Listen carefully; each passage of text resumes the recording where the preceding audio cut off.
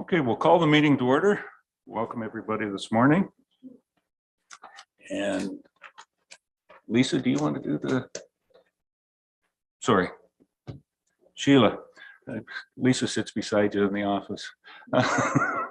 Sheila, please, on anybody that's joined us virtually.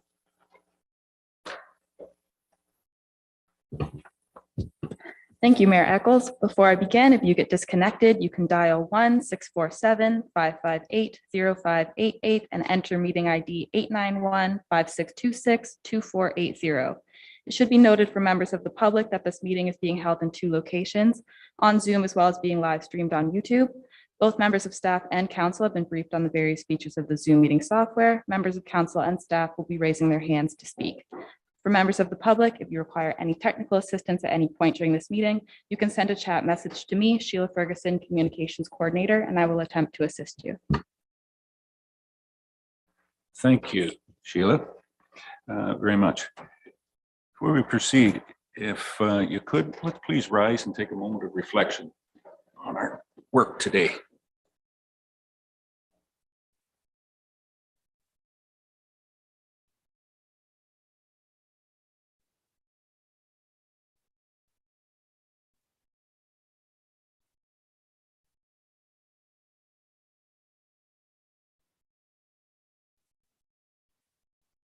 Thank you.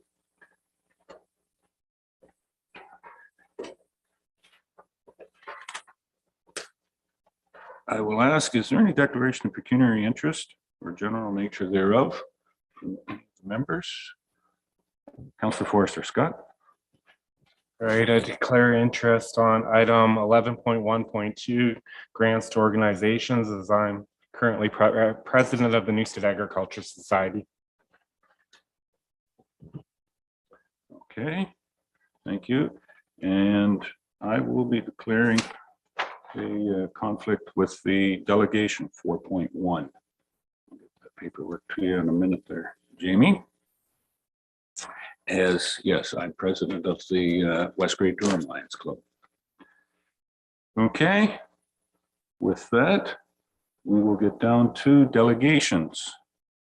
And our first delegation this morning is the West Grey Durham Lions, Don McNabb, Ron McIntyre, and Mr. McGregor doesn't seem to be with you, so I think the 2 of you can probably handle it.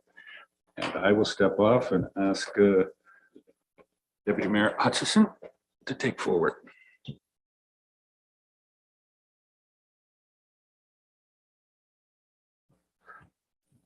Thank you, Mayor Eccles, and welcome this morning. If we could just get you to state your name for the record and then just go ahead and do your presentation, and then we'll entertain any questions from council once you're done. Thank you, and just press the gray button, please.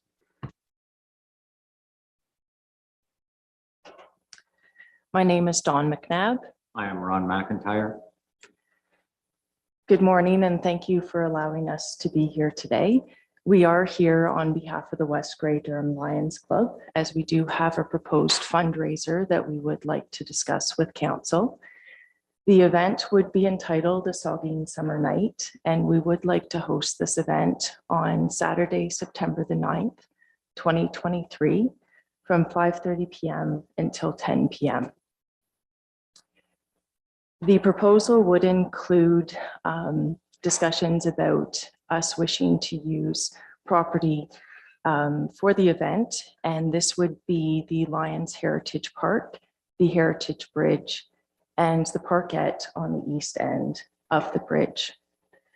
The evening would include social time, fine dining on the bridge, and music, and this would be an advance ticket purchase event. We would like to secure the area with fencing for the volunteers and the ticket holders. And this would also include us obtaining a special occasion permit for the event. Today, we are here seeking permission in principle, as well as we would require this to be deemed a municipally significant event, as well as a memorandum of understanding.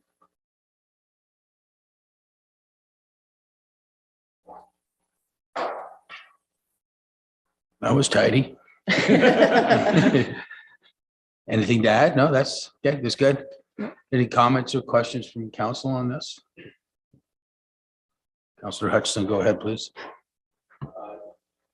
Just one question comes to mind. So the space has been limited. Are you going to limit ticket sales? Yes, it will definitely be limited ticket sales, partly because of the food aspect and dining on the bridge, but then also because of the special occasion permit and having restrictions on space and attendees. Yeah, okay, thank you.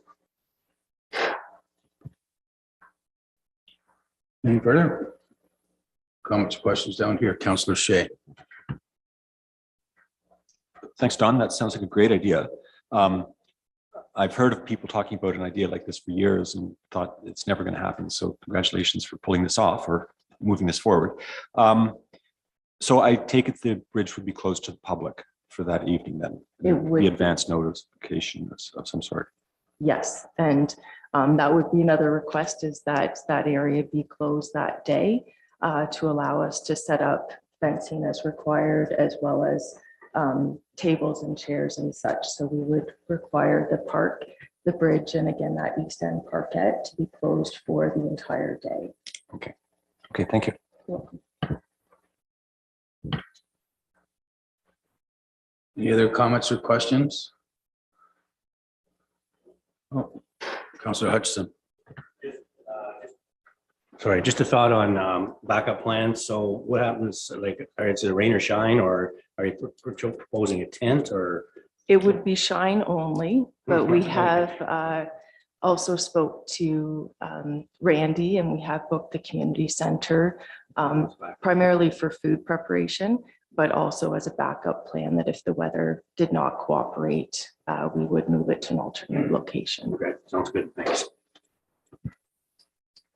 Just one more point. We've been in initial discussion with the Durham Art Gallery.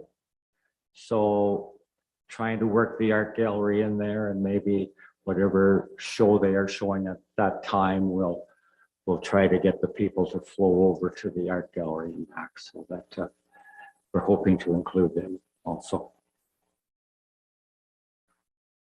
Okay, thank you. So we're going to receive this today, and obviously there's going to be some staff work involved with it. But Madam CEO, do you have any comments at this time?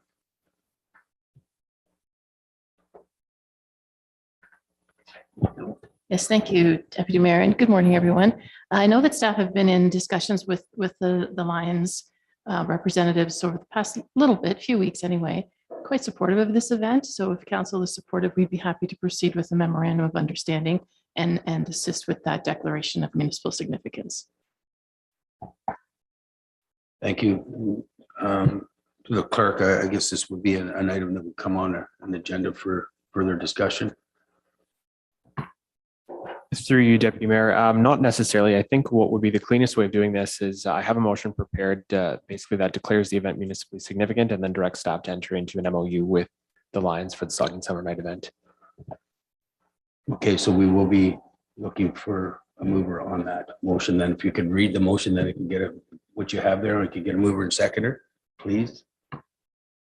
Certainly, through you, that in consideration of a delegation provided by the Durham Lions Club respecting the Saugeen Summer Night event, council declares the event to be of municipal significance and directs staff to enter into a memorandum of understanding with the Durham Lions Club for the Saugeen Summer Night event. Thank you, clerk.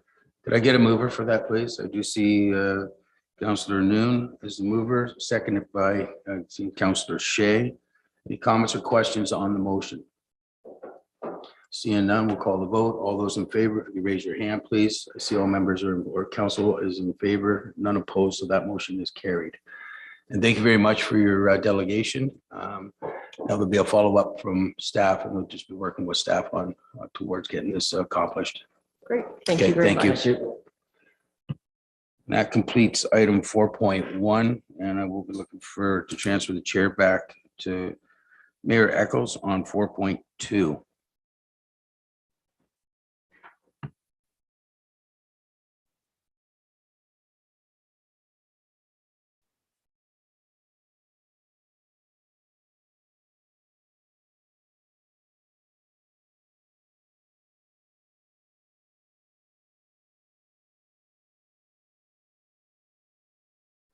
Thank you, Deputy Mayor, for filling in there.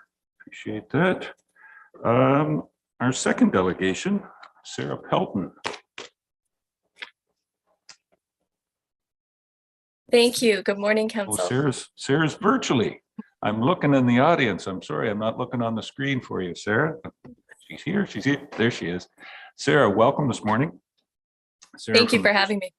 Bruce County Community Safety and Wellbeing Coordinator and Grey Bruce Community Safety and Wellbeing Planning. So Sarah, as I said, welcome this morning. And what do you have to tell us today? Great. Thank you very much, Mayor. Thank you for the opportunity to speak to you this morning about community safety and wellbeing planning in Bruce and Grey.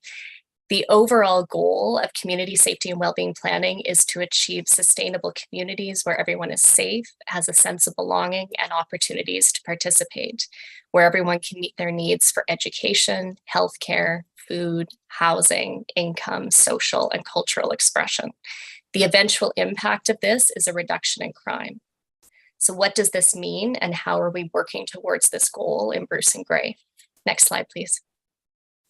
This approach means focusing on protecting individuals against the risk factors that can make people vulnerable to crime and victimization. We focus on building supports, improving access to resources, and promoting positive community engagement. Second, we are working collaboratively and cooperatively to identify potential duplication or gaps in service delivery and leveraging strong working relationships between agencies and across sectors. Third, we're using local data to track the collective impact of work in our communities and to inform decisions. And finally, one of the ultimate goals is to decrease the need for acute incident responses, such as emergency department visits and police services calls, which are reactive and costly. Next slide, please. This is the provincial framework for community safety and wellbeing planning. Acute incident responses, those reactive emergency responses, are in the middle of the bullseye. Our goal is to focus on strategies in the three outer rings of risk intervention, prevention, and social development. What does this look like? Ultimately, this means that everyone is aware of services and how to access them for themselves or the clients they support. And where gaps may be identified, we're working together to address systemic issues through advocacy and long-term planning. As a community, we're focusing on addressing risks before a potential crisis. Next slide, please. A visual representation of prevention might look like this. If people are falling into a river, there is, of course, value and necessity to throwing in life preservers or sending ambulances to respond. It may even be prudent to build rafts or fund more ambulances so response times are faster. We might build hospitals closer to the river, but these are not proactive strategies. Pulling people to safety does not address the conditions that made them vulnerable to falling in the first place. So how do we determine who is at greatest risk? Can we identify and address some of these risk factors to prevent some people from falling in? Can we more effectively address some of the factors that put individuals at greatest risk? Next slide, please. This is the governance model for the plan.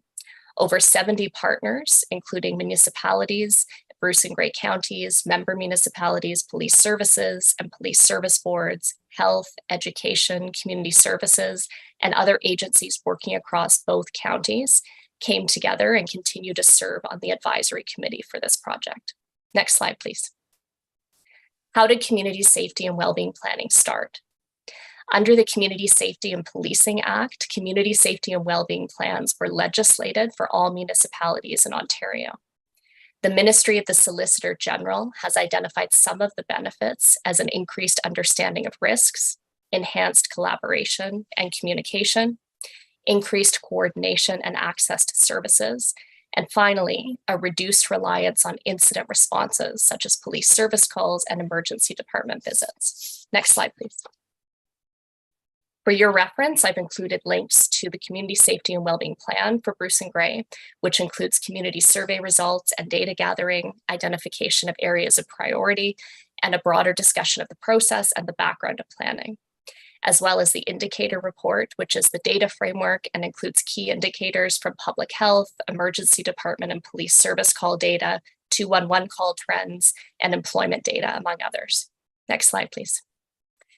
When issues are referred to community safety and well-being planning, we are creating a framework for addressing them by either referring the issue to an appropriate community agency or action table with expertise in that area in order to leverage existing work that is already happening, or addressing needs through support or advocacy, such as a letter of support for a project, initiative, or funding application, or exploring opportunities for future research.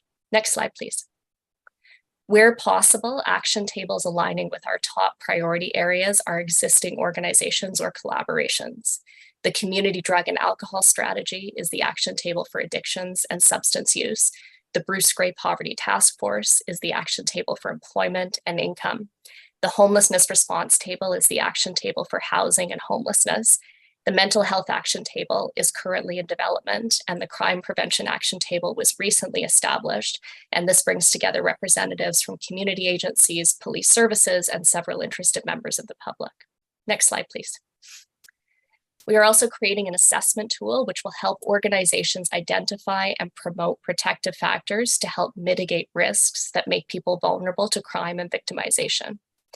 This could include things like policies for offering subsidized recreational programming to families living in low income, or continued investment in physician recruitment programs and other primary healthcare options to ensure everyone has access to resources. Through a community safety and well-being lens, we are also asking organizations to look at things like how community outreach is undertaken and whose input is considered. This tool will help ensure that asking questions about protective and risk factors is part of the decision-making process. Next slide, please. A situation table is a risk intervention model that was restarted in Grey Bruce in mid-2021 and falls under the purview of community safety and well-being planning.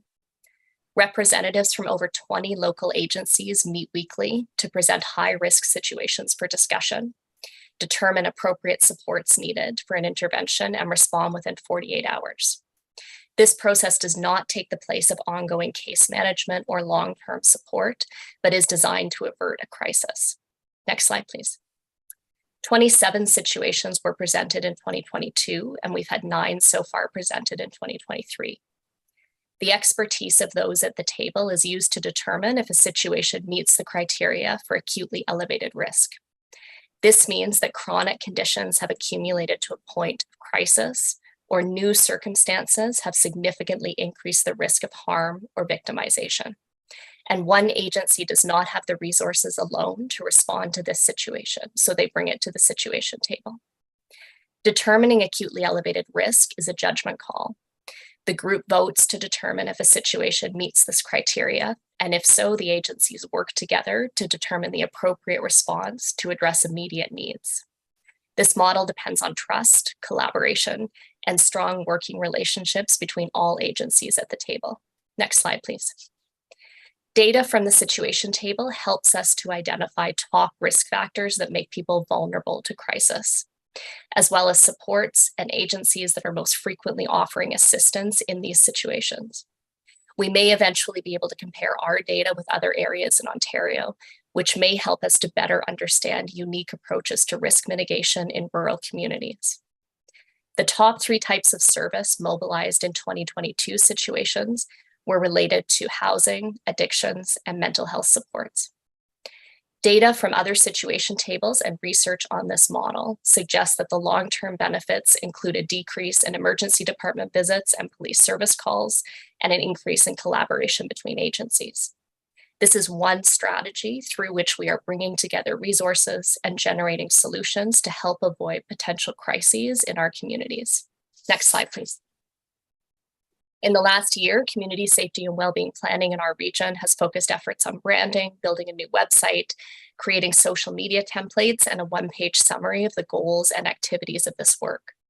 With these tools, we will continue to work towards educating the community about the relationship between upstream prevention and a decrease in crime and victimization. Next slide, please. The key to successful community safety and well-being is working together, using the experience and expertise of different sectors to target the root causes of complex issues, collaborating to ensure that everyone has access to the resources they need to thrive, We want to mitigate risks and address needs before they require reactive, costly responses, and continue to build strong communities where everyone feels a sense of safety and belonging. Next slide, please. Thank you.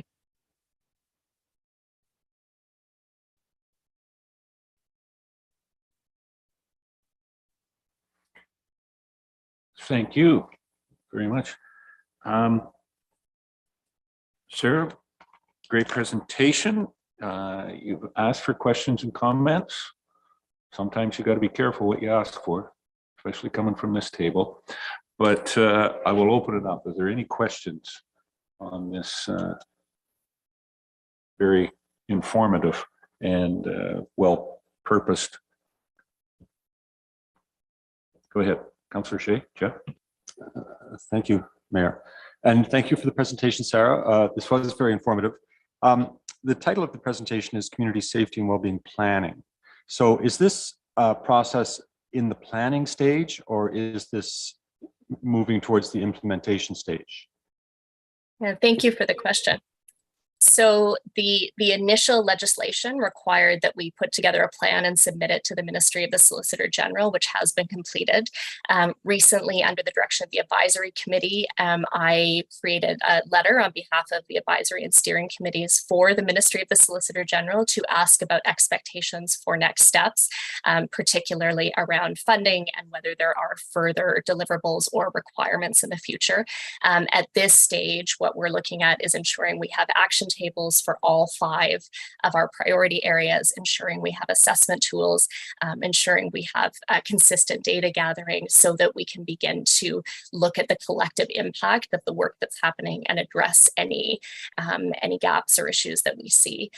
So it is ongoing planning at sort of a high level to help us create communities that will help address the protective and risk factors that I spoke about.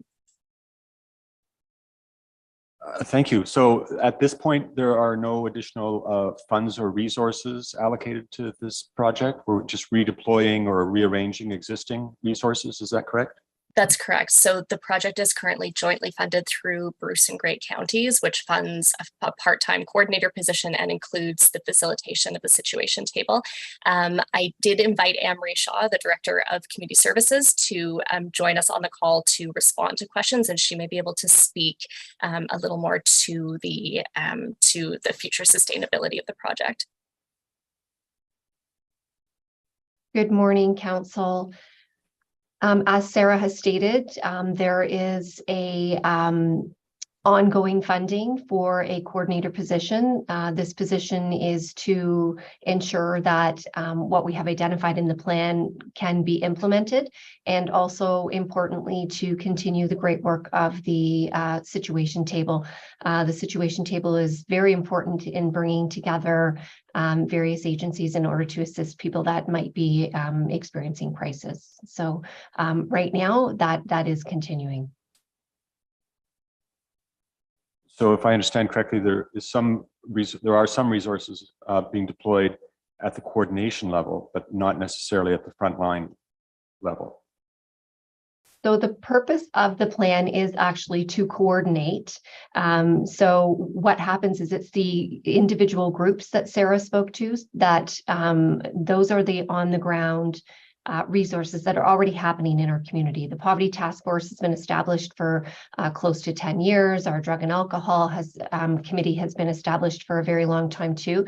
So it's making sure that those committees continue, that everyone is aware of what those frontline committees are working towards, and sharing that information, and specifically sharing it with our advisory committee and our municipalities, so that that information, so that staff are aware of if someone does come through the door looking for some assistance, then that's where they could be directed to. So the position itself, the plan itself is more like Sarah talked about, that higher level and bringing together the resources that are existing, making sure people are aware of them, and then moving forward with identifying and continuing to identify issues that develop within our communities. Sorry to be monopolizing the conversation. Thank you for that. I find this is very helpful and informative, and I'm glad that this process is going forward. I'm just a little bit motivated by personal experience that I have with friends and neighbors and people in the community who have things like children experiencing mental health issues, and they go to a local agency and they're put in a taxi to Kitchener. And they're dealt with in Kitchener, and that there doesn't seem to be sufficient resources, these upstream sorts of preventative resources available in the community. So redeploying insufficient resources differently is, in my estimation, unlikely to have a huge impact. I think what we really need to see is the development and rollout of additional resources. So hopefully the province will recognize that, and with the implementation of the plan, we'll move to make those sorts of things a reality. But thanks for the work that you guys are doing.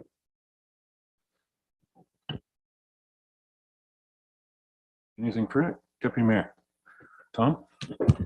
Thank you, Mayor Eccles, and thank you very much for your presentation this morning. I just have one question. I was looking at the demographics, and I noticed when I read it that it kind of is 40 to 49 is the last bracket. I think there's a couple more brackets behind that I think would fit in a lot of these categories. Do we know anything about those demographics? So if I understand your question correctly, you're asking if we have other demographic data from the situation table? On page 23, but I was looking, I guess, 50 plus, if you will. Yeah, so thank you for the question. So for the situations that came to the situation table last year, we didn't have anyone over that age who was the primary person coming to the table. We often have families that come, so sometimes the demographic data only pulls the primary person who is at risk, but these were the age breakdowns for last year's situations. Okay. Anything else? Just one question from the chair, if we could. The committee meets weekly. Did I hear you say that, Sarah? So there are two pieces. The situation table, which addresses the acute risk situations, does meet weekly. So those are our frontline service providers. So representatives from all of our police services in Bruce and Grey, and most of our community and human serving organizations that could assist with a crisis. So that group meets weekly and discusses any situations that they have that they feel they need a collaborative response. Our advisory committee, the broader community of 70 agencies and municipalities throughout Bruce and Grey, meets quarterly. Okay. There's no other questions. Thank you very much, ladies. I greatly appreciate it, and continue the great work, because I think echoing something that Councillor Shea was on, we have a number of agencies out there. It's just for people that need to access it, it's getting through that labyrinth of where to go, where to find, and I think this is making it easier. How can we make it more accessible to individuals and not put up blockades for them? Certainly, people want to work out there, but not be the repetitiveness, and get the support where it's needed quickly to make our communities more livable. So thank you very much. Thank you, Sarah. Thanks for joining in, Anne-Marie. Thank you. And have a great day. Okay. Very interesting. Our next delegation, we have a third delegation this morning, and I'm not sure that I'm going to get the names right, gentlemen, but the Roman part I've got, Colas. Colas. And Rognan Duda? Oh, 75%, not bad. Better than I ever did when I was in school, might add, are from the Canadian Lemco Association. And gentlemen, you have a presentation for us this morning. You've sent in some a slide deck for us as well too. And welcome this morning to no. You've got a gray button on that speaker. It's not Mayor Eccles. Thank you. It's a learning curve.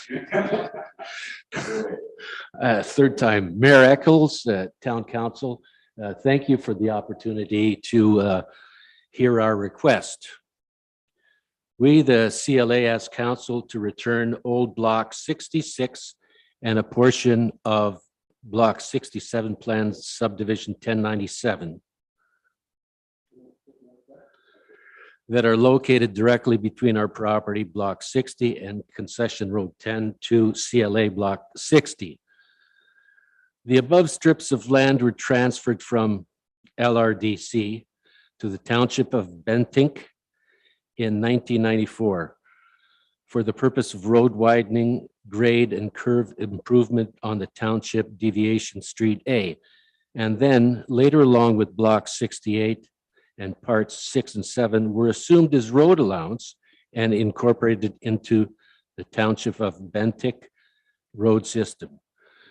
The subject blocks 66 and 67 were not utilized by the township for the original intent that they were transferred for, as that section of concession road 10 was newly built further north, and those blocks do not serve any purpose for the town of West Gray. Returning blocks 66 and a part of 67 to CLA will allow us to address our new neighbors' requests, complaints, and to resolve constraints and challenges with completing the new site plan and site agreement, mainly relocating the camp and trailer sites further away from our new neighbors. Following the council's direction after the council meeting of September 17, 2019, CLA has been working with Lorelei Spencer and Carl Shiprack on a new site plan and site agreement for our property block 60 subdivision plan 1097. In order to address our new neighbors' complaints, we have been trying to find new sites to keep our members' trailers out of sight and as invisible as possible to our new neighbors. However, due to limited space availability, the land topography, and the fact that our property is now surrounded from 3 sides, east, south, and west, by newly constructed homes, we would like to relocate 4 to 6 trailers to old blocks 6 and 7, assuming that council will agree to return these blocks to CLA.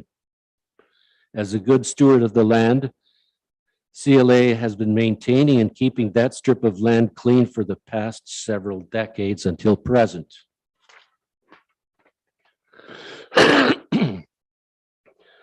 The subject strip of land, old block 66 and 67, between block 60 and concession road 10, first, does not serve the original intent of facilitating the required road allowance, does not serve any other useful purpose. Approximately 50% of the strip has NE and NE2 zoning and is not suitable for any use. It's a deep ditch with a steep slope at the middle. It does not offer any potential values itself to third parties, either now or in the future.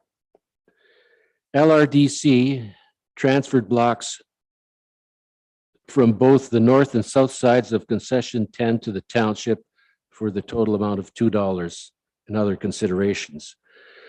To help the town with the original concession road 10 widening and grade improvement. However, that section of concession road 10 was newly built further north, contrary to the subdivision plan 1097. The following slides provide detailed maps and aerial images. CLA is a not-for-profit organization and functions based on our members' volunteering efforts, fundraising, and donations to meet our cultural, social, and heritage goals, as well as helping new Canadians and refugees to adapt and start their new life in Canada. The subject land will help us achieve our organizational goals and promote West Gray as a cultural and tourist destination. Do you want to get that? This Well, this slide show the original map from subdivision plan from 1983, 1993. You can see the curve of the subject section of the concession road 10. And the slide from 1993 show the actual plan with the blocks 66, 67. And our property is on block 60. We attach those full documents, those are the section of the screenshot. Slide, please. And this is the current GeoMap images from the GeoMap. The first one on the left side show the original traveler road, how it's curving at the front of our property. And the black line indicates how the concession road then was built. And the image on the right side shows you the aerial image, how the construction, how the section of concession road then is it's running right now. And our property just south of that section, it's, as you can see on these images. And this slide, so this how you see that on this the blue line, right? So the boundary of our property, block 60, and we asked the council to return the frontage of that property between our current block 16 concession road 10 to the ownership of our organization. Right, please. Another question, we have our organization holds annual events for last 30, I think 37 years we've had. Because of the COVID, all events are limited or very limited size. And we plan resume hosting that events. It will be closed to the public. That's for our members and our guests. We anticipate to have at maximum 200 people altogether and maybe up to 100 campsites. 50 so campsites. Reality, we plan to maybe 100, 150 guests altogether. And the final point, we've been working on this site plan agreement for the last 3 years because of the COVID, all this plan got delayed, and we asked the council to accelerate that process with us so we can finalize that, drafting the new site agreement with our organization. No, And those are the attached documents that we attach to the presentation. Thank you. Now, our VATRA that we have annually, it's for those members of council and has been, we have the second oldest VATRA celebration of Lemko culture, tradition, and music in the world. In Poland, in it's been going on for 38 years. We have been having our VATRA now for 36 years. It's our commitment. I joined this organization when immigrating to Poland. The member of the organization helped me to settle down in Canada, find a job. So that's our objective. This is how I want to give back to the organization. So for us, for our organization, it's very, very important events, and we rely on your council support to achieve our goals. Questions? Very good. Any questions for the gentleman this morning? Councillor Hutchison, Doug? Yeah, thank you for your presentation. You're welcome. Always agree that, you know, it's nice for our neighbors to get along and cooperate and whatnot. And I know you have a lot of new neighbors in the area. So that's been the ongoing issue. I think that just trying to make it all work so that you guys can continue on your tradition and our new residents can live there on a yearly basis, which is happening now. My question is for, I guess, for staff. Our staff have been working with you gentlemen regarding this. I'm just curious where we are in terms of our planning department, in terms of this piece of property, and is it going to work? Madam CEO, or, oh, Laura Lee's on. Laura Lee, please. Director Spencer. Thank you. Through you, Mr. Mayor. So we have been working with Lemkos to come to a resolution to move some trailers that were located on municipal property to provide some separation distance between this particular property for Lemkos and the adjacent residential properties. The piece here really is at the discretion of council, should they choose to have a land exchange or request payment for the property.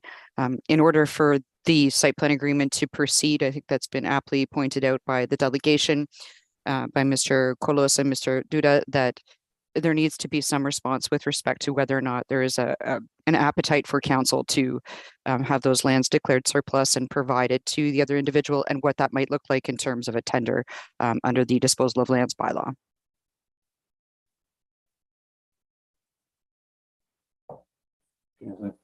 Okay, Doug, or go ahead. That's fine. So I guess the next step for us is to decide whether we do want to declare the land surplus. As been pointed out, I think it looks like the property is not something that other land, anyone else would want to use, and even given that it's potentially hazard land, some of it that's not maybe suitable for building for sure. And it would resolve some of the issues with the trailers being close to other people's property. So I think for us, yeah, that's our next step, is to declare it surplus and move forward, but willing to listen to other people's thoughts first. Councillor Noon, Joyce?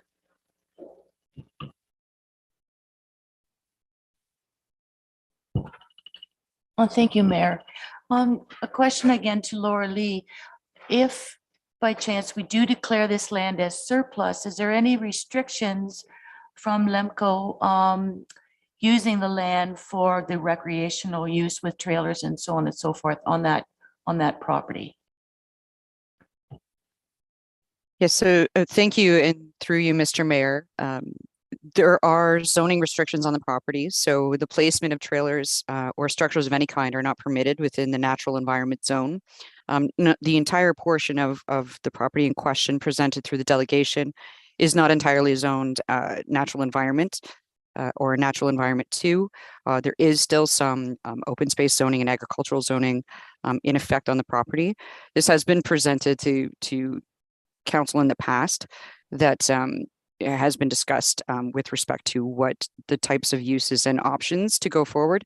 I think it's best probably at this point in time for council to receive the information and make a determination at a later date once a further discussion has been had with staff at a different level. Okay.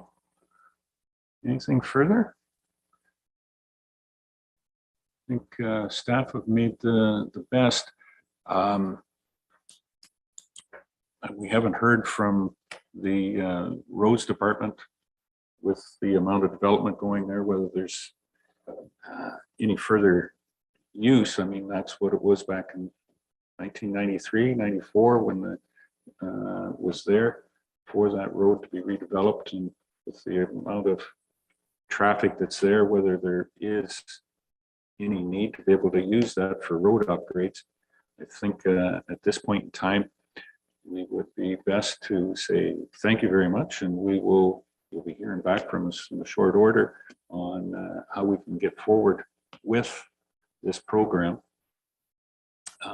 and proposal, and resolve the issues. And hopefully by August, long weekend, when the Vatra and the bonfire is happening, the whole neighborhood will be able to enjoy it. So again, thank you very much, gentlemen. Thank you very much for the presentation, and we'll get on to it shortly to work, get a resolve to this long overdue issue. Thank you very much. Okay, Thank you very much, gentlemen.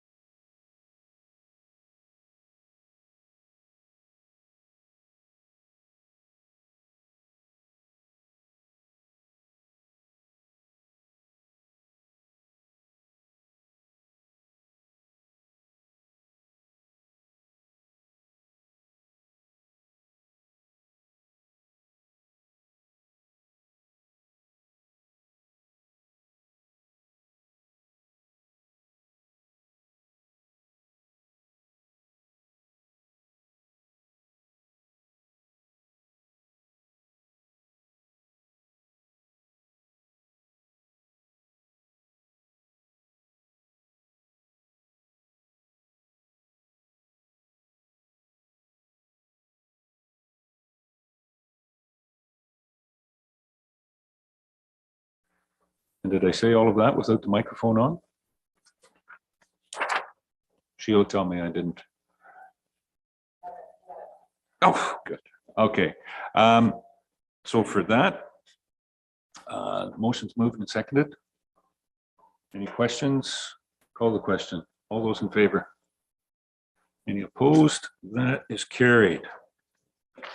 Very good. We are now into the public meeting sector of the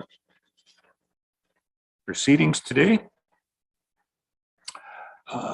We're open, and I have a few announcements to make to make this all clear. I would like to remind everyone that the purpose of the public meeting is to receive input from the public. Every person who attends a statutory public meeting required under the Planning Act shall be given an opportunity to make representation in respect to the proposed bylaw. All submission materials for this application are available at the West Grey Municipal Office during regular business hours. If a person or public body would otherwise have public body would otherwise have an ability to appeal the decision of the municipality of West Grey to the Ontario Land Tribunal, but the person or public body does not make oral submissions at a public meeting or make written submissions to the municipality of West Grey before the zoning bylaw amendment is passed, the person or public body is not entitled to appeal the decision. If a person or public body does not make oral submissions at the public meeting or make written submissions to a municipality of West Grey before the zoning bylaw amendment is passed, the person or public body may not be added as a party to the hearing of an appeal before the Ontario Land Tribunal, unless, in the opinion of the tribunal, there are reasonable grounds to do so. Thank you. Let me get down to that. Comments from my clerk. You have some statutory things to add. Thank you, Mayor Eccles. Notice of this public meeting was circulated to the prescribed persons and bodies, posted on the subject property, and mailed to all properties within 120 meters of the subject property on April 12, 2023. The comments that were received before the publishing of the agenda have been attached to the agenda. Anyone wishing to provide verbal comments at this public meeting is asked to sign the sign-in sheet located at the speaker's table. The personal information collected at this public meeting is collected under the authority of the Planning Act and the Municipal Act.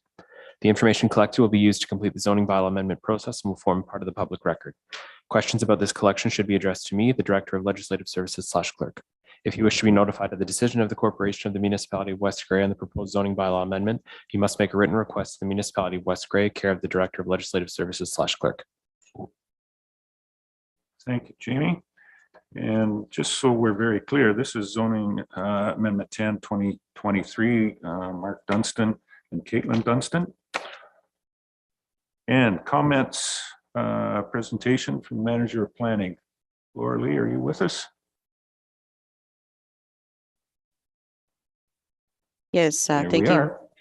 Thank you. Go And ahead, Laura through you, Mr. Mayor. So the purpose of this application is to change the zone symbol on the subject lands from agricultural A1 and A2 rural to A1 agricultural and A2-479, which is rural with exception. The effect of which will permit the conversion of an existing accessory structure to an additional residential unit on the subject lands, subject to specific conditions. This will permit a second detached dwelling unit specifically under exception 479, which will be defined as a self-contained residential unit with a private kitchen, bath, and sleeping facilities within a separate single detached dwelling unit. The second dwelling unit must be serviced with adequate private services. An accessory apartment within the principal single detached dwelling unit is not permitted. And finally, that the principal detached dwelling unit and the second dwelling unit must both utilize the existing road entrance. Comments in favor or in opposition to the application have not been provided. At this point in time, planning staff have no further concerns with the application and recommend that a bylaw be brought forward to authorize the passage of the zoning amendment. I'm happy to answer any questions of clarification further. Thank you. Okay, thank you very much, Laura Lee. I will ask Sheila, is there anybody first online who would like to make a comment? Okay, there's nobody online in the audience this morning on this one. We do have a few members, but I think they're here for another one. If you've got a comment, yeah, over there would be fine.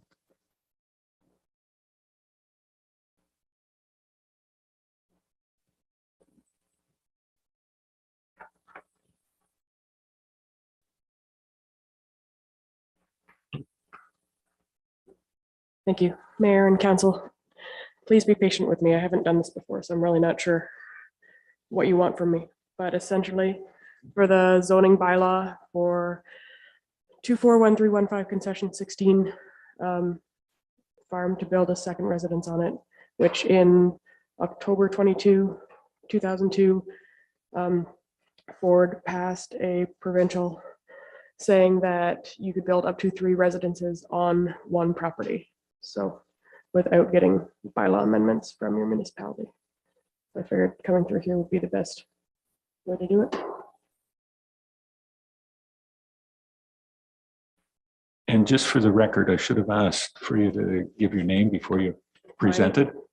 Caitlin Dunstan. Yeah. Okay. I'm going to look to Laura Lee. So your question is, you didn't need a bylaw? I know, I'm just asking what you need from me. What needs to be done? I'm here to do Okay, what should happen. so that'll be more operational stuff, and I'll look to Laura Lee.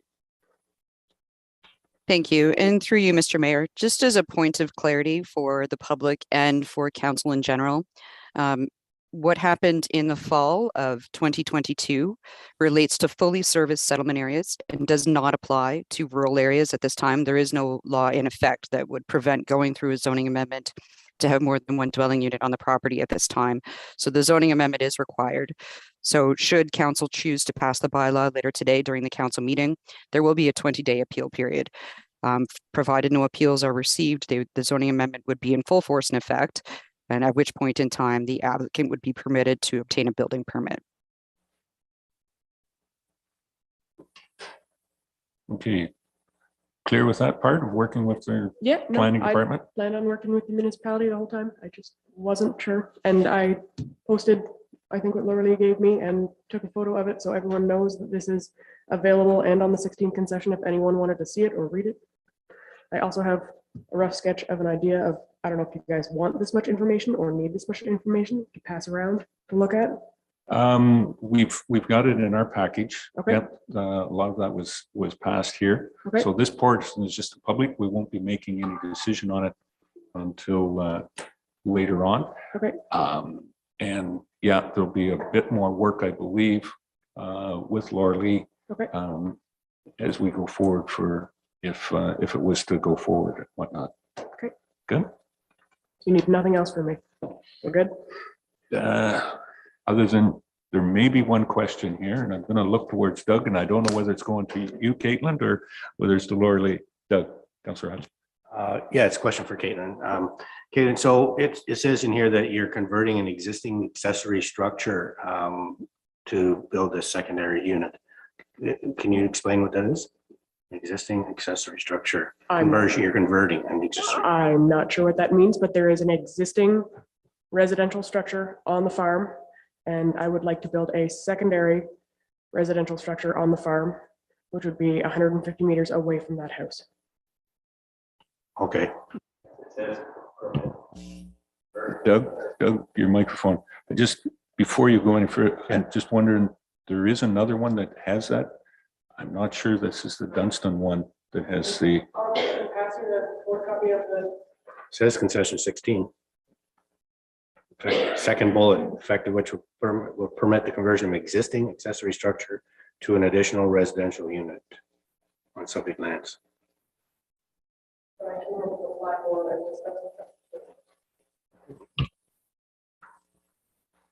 What I came in to discuss with to get the permit for was to build a second structure on the residence. So that is, as far as I know, the nice lady that works here is what she handed me all the paperwork for and I signed for. Okay, so can we clarify through Orly maybe? I hope so. If I may, Mr. Mayor, I believe I have confused you. So she is correct. This would be a new structure on the property. The terminology was incorrect. It is adjacent to an existing accessory structure, not a conversion. My apologies for the confusion.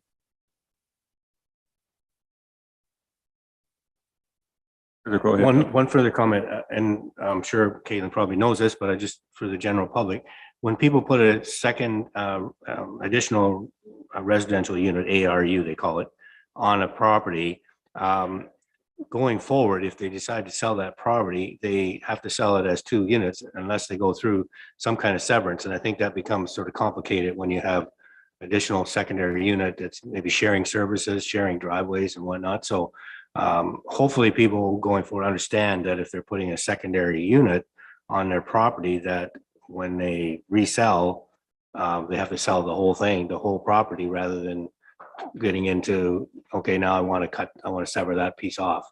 So it becomes a little messy down the road, and maybe our planner can explain that, but that's sort of the understanding, I believe, and hopefully people understand that it's still one property, even though you have 2 residents on it, or 2 buildings, 2 houses.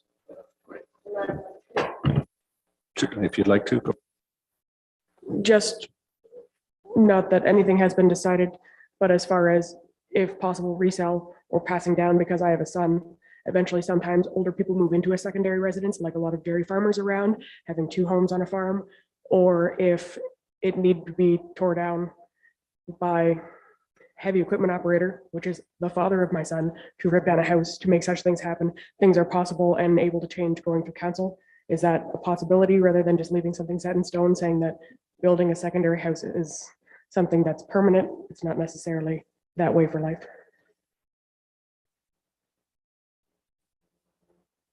I think that is, would be, yeah, you know, for resale of the property, anything is possible. Those could be removed. Yeah. It doesn't have to absolutely stay there.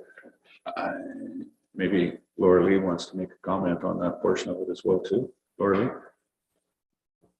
Thank you, and through you, Mr. Mayor. So in this particular property, current policies would not permit a severance of this property. This zoning bylaw amendment will allow the Dunstans to build the second dwelling unit.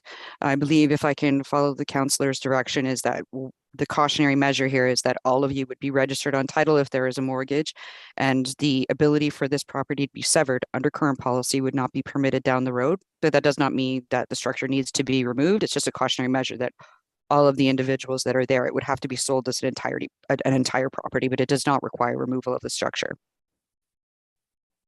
Cool. Thanks. Councillor Noon, Joyce, please. Thank you. Again, this is addressed to Laura Lee Spencer. So just for clarification, does this fall into this Bill 23 again, building more homes? Because previously to this, I had the understanding that in the rural community of like the zoning, there was only 1 permitted residential unit, and now we're allowing the second. So if I get some clarification on if that's a given now. Thank you. Yes, if I may, through you, Mr. Mayor, this has nothing to do with Bill 23. Bill 23 applies only in West Grey and all areas within Ontario.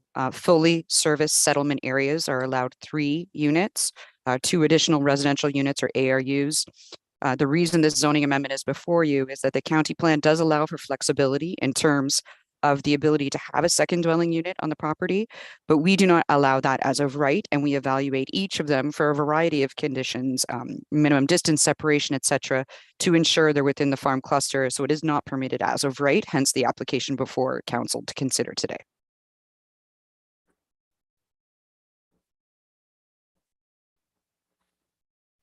Okay, thank you for that, Laura Lee.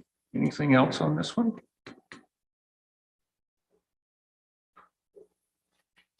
I'm just going to go, Sheila, there is nobody still online? No comments? Okay. If there's no other comments, Caitlin, If you don't need these, then I'll just. I don't believe that we do, or if you want, you can leave them with Jamie.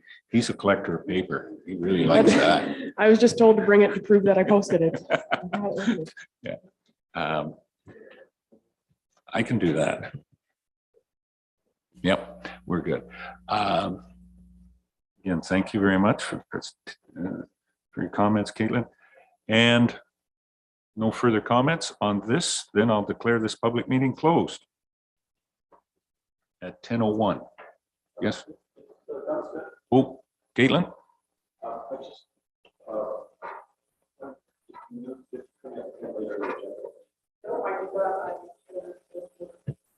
This is the public portion of it. Good point, Jeffrey. For you. Further in the meeting, we do have it in the bylaws. Now, I'm going to say to the clerk, you'll know exactly the time. You'll have it down close to the minute.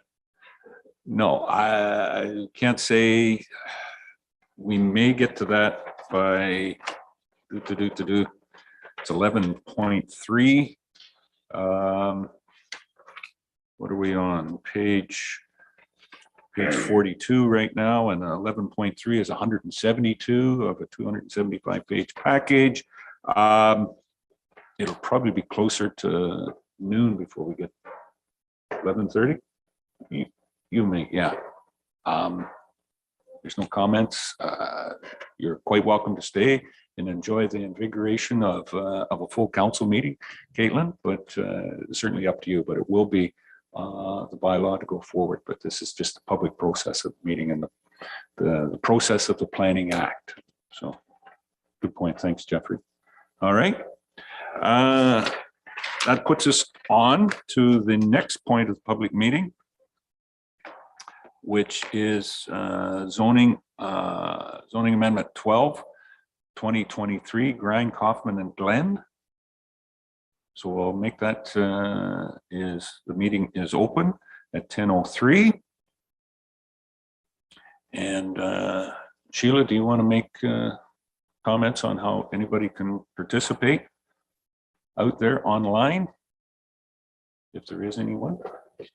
For members of the public waiting to participate in this portion of the meeting, you may do so in one of 2 ways. The first being, if you have joined us via phone line, you can press *9 to raise your hand, and that will let us know that you would like to speak. If you've joined us using the Zoom meeting software, you can either send a chat message to me, Sheila Ferguson, Communications Coordinator, either stating that you would like to speak or that you would like your message read on your behalf for the record. You can also raise your hand, usually located in the bottom right-hand corner of your screen with a blue or yellow hand icon. Thank you, Sheila. The mayor's announcement. I would like to remind everyone that the purpose of this public meeting is to receive input from the public. Every person who attends a statutory public meeting required under the Planning Act shall be given an opportunity to make representation in respect to the proposed bylaw. All submission materials for this application are available at the West Grade Municipal Office during regular business hours. If a person or public body would otherwise have an ability to appeal the decision of the municipality of West Grade to the Ontario Land Tribunal, but the person or public body does not make oral submissions at the public meeting or make written submissions to the municipality of West Grade before the zoning bylaw amendment is passed, the person or public body is not entitled to appeal the decision. If a person or public body does not make oral submissions at a public meeting or make written submissions to a municipality of West Grade before the zoning bylaw amendment is passed, the person or public body may not be added as party to the hearing of an appeal before the Ontario Land Tribunal unless in the opinion of the tribunal, there are reasonable grounds to do so. That's it for my comments. Notice from the clerk. Jamie? Thank you, Mayor Eccles. Notice of this public meeting was circulated to the prescribed persons and bodies posted on the subject property and mailed to all properties within 120 meters of the subject property on April 12, 2023. The comments that were received before the publishing of the agenda have been attached to the agenda. Anyone wishing to provide verbal comments at this public meeting is asked to sign the sign-in sheet located at the speaker's table. The personal information collected at this public meeting is collected under the authority of the Planning Act and the Municipal Act. The information collected will be used to complete the zoning bylaw amendment process and form part of the public record. Questions about this collection should be addressed to me, the Director of Legislative Services / Clerk. If you wish to be notified of the decision of the Corporation of the Municipality of West Grey on the proposed zoning bylaw amendment, you must make a written request to the Municipality of West Grey, care of the Director of Legislative Services / Clerk. Thank you. Mr.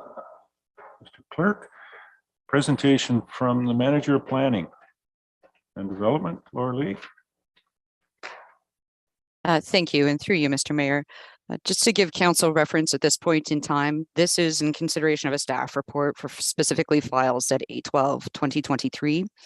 Green Dean, Kaufman Becky, Agent David Glenn. The recommendation from staff is that council refuse the zoning amendment. The purpose of this application is to change the zone symbol on the subject lands from A2 rural and NE natural environment to A2-481 being rural with exception, A2 rural and NE natural environment. This is intended to recognize the deficient lot area of a proposed lot. File B09/2023 is scheduled to be heard by Committee of Adjustment later this afternoon. There is some history behind this file, which was briefly outlined in the staff report with a link to the Committee of Adjustment hearing report presented today.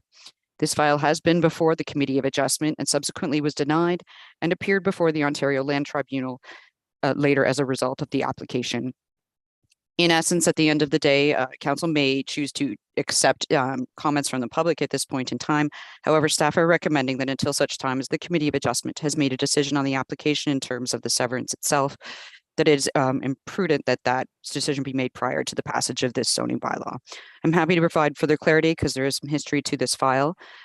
We have received comments, some of which are in favor, some of which are not. So there is some question about comments that were provided from the Saugeen Ojibwe Nation that may not have been satisfied to their liking at this point in time. I'm happy to provide further clarity. I do believe that this would be better dealt with once the Committee of Adjustment decision is made as well. Thank you. Okay. Thank you. Laura Lee, comments from the public. I'll ask Sheila first if there's anyone online. Nobody making comments from the public. Sorry, David, please. And I will be more correct on number 2 if you can, before you start, state your name. And there's a sign-in sheet there as well too to sign in. Yes. At some time. Yeah, my name's Glenn David, and I guess I wasn't really prepared to speak at this when I figured the meeting this afternoon would have been more appropriate to be done first. So. Well, the one this afternoon is on the bylaw itself. This is the public meeting where if you're going to have, I don't think there's any opportunity for public input at the bylaw point in time. So this is the opportunity that's given to you now. So just to be clear, then what is this actually to do, to deal with? The zoning. I'm gonna look towards Laura Lee for an explanation on that. Yes, thank you. Through you, Mr. Mayor. Mr. David is correct because this file needs to come before Committee of Adjustment to consider the severance. This is the zoning amendment that is required should the severance be approved to recognize the deficient lot area of the subject lands. There will be an opportunity to speak to the Committee of Adjustment in a public setting this afternoon once council closes and convenes into Committee of Adjustment. At that point in time, there will be time to speak to the application and the history behind it itself. At this point in time, staff recommend refusal of the application on the basis of what the decision and recommendation are from the Committee of Adjustment that will occur this afternoon. This is simply the public portion to receive comments at this point in time. And again, hence why I recommended that any decision on this application may want to be considered at a different council meeting date in order for the Committee of Adjustment decision to be made by council, by committee this afternoon. Thank you. Okay, fine with that. Well, again, I think this meeting should have been after. So, and I don't think there's any reason to turn down the zoning as it stands. But we can deal with more of that this afternoon when we can explain what has been happening for the last 3 years over this matter. Okay. Questions or comments from council? Deputy Mayor Hutchison. Thank you, Mayor Eccles. Just for clarity and through you, Mayor Eccles, to Clerk Eckensweller, I guess my question is this more of a deferral as opposed to a denial? Because I'm just, again, I think this should go to Committee of Adjustment before we make any decisions. I just want clarity on that, please. Through Mayor to members of council, at this point in the process, this is just a public meeting to receive comments from the public on the proposed zoning bylaw amendment. So there's nothing to defer at this moment in time. Later on, when we reconvene in the council meeting proper and we deal with this matter, it might be prudent for council to defer a decision on the report until after the Committee of Adjustment hearing this afternoon, at which, and if that's done, the report can be brought back at the May 16th meeting. Thank you for the clarity.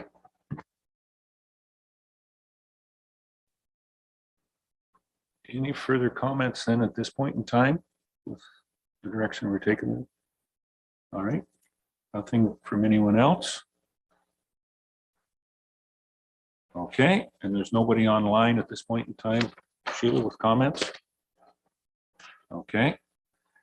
Then I'll declare this part of the public meeting closed at 10:12. All right.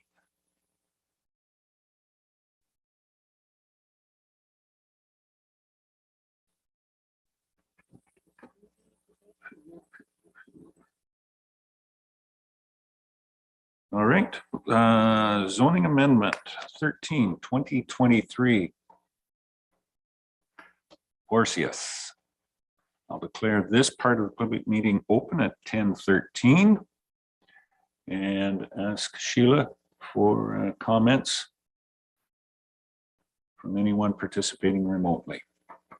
For members of the public waiting to participate in this portion of the meeting, you may do so in one of two ways. The first being, if you've joined us via phone line, you can press *9 to raise your hand, and that will let us know that you would like to speak. If you have joined us using the Zoom meeting software, you can also raise your hand, usually located in the bottom right-hand corner of your screen with a blue or yellow hand icon. Thank you, Sheila. I'd like to remind everyone that the purpose of this public meeting is to receive input from the public. Every person who attends a statutory public meeting required under the Planning Act shall be given an opportunity to make representation in respect to the proposed bylaw. All submission materials for this application are available at the West Grey Municipal Office during regular business hours. If a person or public body would otherwise have an ability to appeal the decision of the municipality of West Grey to the Ontario Land Tribunal, but the person or public body does not make oral submissions at a public meeting or make written submissions to the municipality of West Grey before the zoning bylaw amendment is passed, the person or public body is not entitled to appeal the decision. If a person or public body does not make oral submissions at a public meeting or make written submissions to the municipality of West Grey before the zoning bylaw amendment is passed, the person or public body may not be added as a party to the hearing of an appeal before the Ontario Land Tribunal unless, in the opinion of the tribunal, there are reasonable grounds to do so. Thank you. That's my portion of the legislation. Mr. Clerk, Jamie. Thank you, Mayor Eccles. Notice of this public meeting was circulated to the prescribed persons and bodies posted on the subject property and mailed to all properties within 120 meters of the subject property on April 11th, 2023. The comments that were received before the publishing of the agenda have been attached to the agenda. Anyone wishing to provide verbal comments at this public meeting is asked to sign the sign-in sheet located on the speaker's table. The personal information collected at this public meeting is collected under the authority of the Planning Act and the Municipal Act. The information collected will be used to complete the zoning bylaw amendment process and will form part of the public record. Questions about this collection should be addressed to me, the Director of Legislative Services / Clerk. If you wish to be notified of the decision of the Corporation of the Municipality of West Gray and the proposed zoning bylaw amendment, you must make a written request to the Municipality of West Gray, care of the Director of Legislative Services / Clerk. Thank you, Jamie. And comments, presentation from our planning department. Planner Laura Lee. Thank you. Through you, Mr. Mayor. So the recommendation here is the consideration of staff report, which will come forward for consideration by council later today in this meeting. The purpose of this application is to change the zone symbols on the subject lands from agricultural A1, A2 rural, NE natural environment, and NE2 natural environment 2 to A1 with exception 482 agricultural with exception A2 rural, NE natural environment, and NE2 natural environment 2. The effect of which will permit the placement of a second single detached dwelling unit on the subject lands, subject to specific conditions. Exception 482 will implement the following: the permission for a second detached dwelling unit, a second unit and the definition as a self-contained residential unit with a private kitchen, bath, and sleeping facilities within a separate single detached dwelling unit. The second unit must be serviced with adequate private services, and an accessory apartment within the principal existing single detached dwelling unit will not be permitted. The principal detached dwelling unit and the second dwelling unit must both utilize the existing road entrance. Comments have been provided in support of the application. As a cautionary note to the applicant, they are noted that there is a screening area and it would appear that the location proposed for the second detached dwelling unit may require a permit from the Saugeen Valley Conservation Authority as part of the building permit process. Planning staff have not received any comments in opposition to the application, and I'm happy to provide any further clarification as required at this time. Thank you.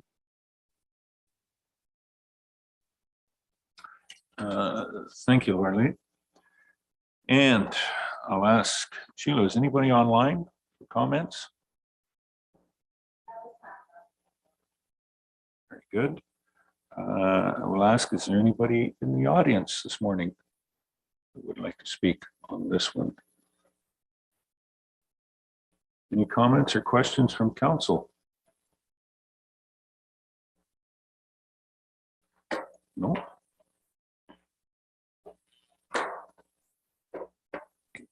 Yes, I have one question, Laura Lee, and on the mapping, it's kind of a little down in the corner, in the southeast corner of it, right onto concession 2. The way it's laid out there, is that little piece there, is that a separate lot, or is it that onto the property to the south? It's just kind of strange the way it is there.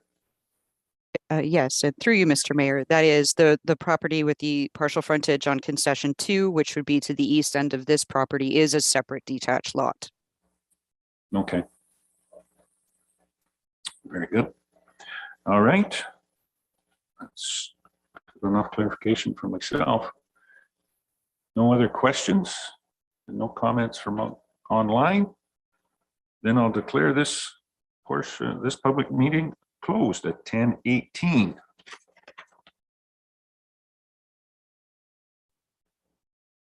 Okay. Next one. We have another public meeting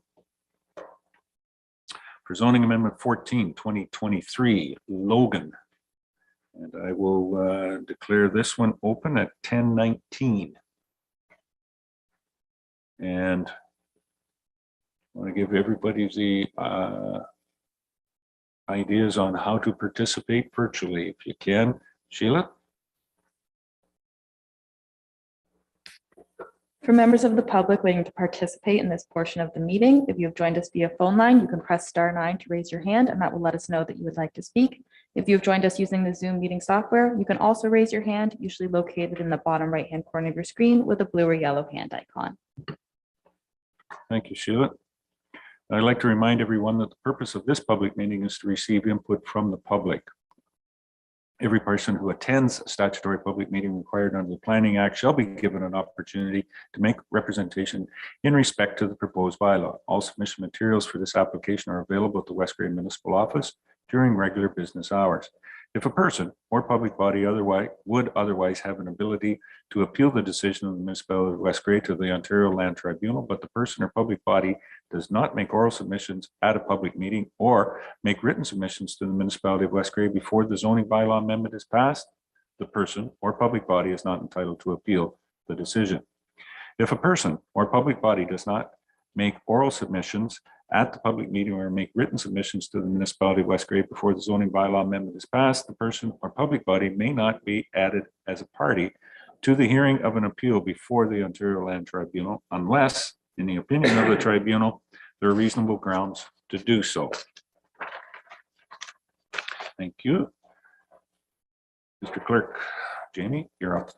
Thank you, Mayor Eccles. Notice of this public meeting was circulated to the prescribed persons and bodies, posted on the subject property, and mailed to all properties within 120 meters of the subject property on April 11th, 2023. The comments that were received before the publishing of the agenda have been attached to the agenda. Anyone wishing to provide verbal comments at this public meeting is asked to sign the sign-in sheet located on the speaker's table. The personal information collected at this public meeting is collected under the authority of the Planning Act and the Municipal Act. The information collected will be used to complete the zoning bylaw amendment process and will form part of the public record. Questions about this collection should be addressed to me, the Director of Legislative Services / Clerk. If you wish to be notified of the decision of the Corporation of the Municipality of West Grey and the proposed zoning bylaw amendment, you must make a written request to the Municipality of West Grey, care of the Director of Legislative Services / Clerk.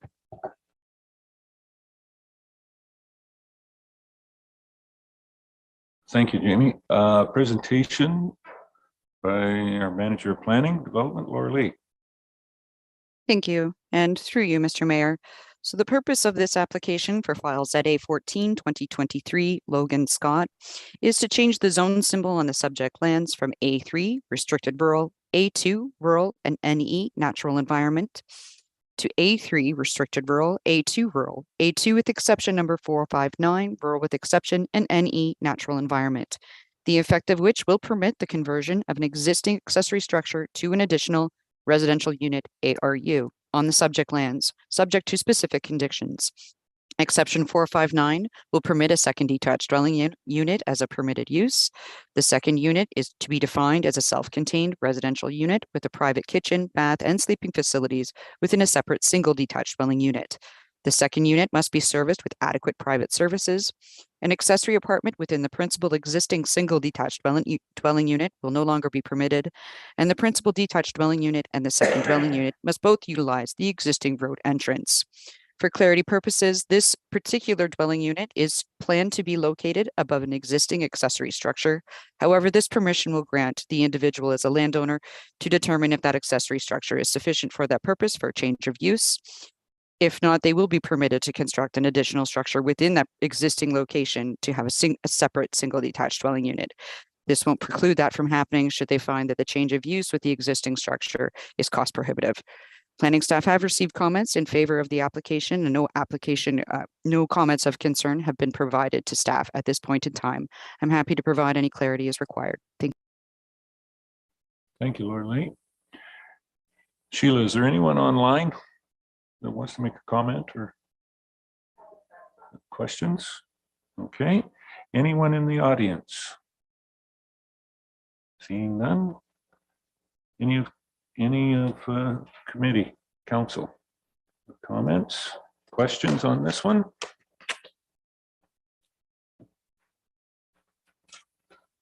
Okay, seeing none, then I'll declare this public meeting closed at 10:24.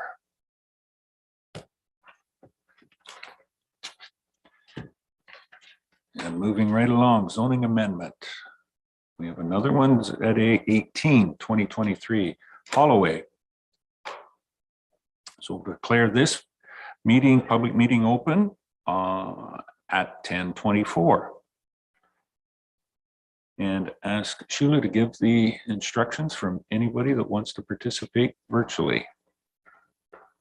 For members of the public waiting to participate in this portion of the meeting, you may do so in one of two ways. The first being if you have joined us via phone line, you can press *9 to raise your hand, and that will let us know that you would like to speak. If you have joined us using the Zoom meeting software, you can also raise your hand, usually located in the bottom right-hand corner of your screen with a blue or yellow hand icon. Thank you, Sheila. I'd like to remind everyone that the purpose of this public meeting is to receive input from the public.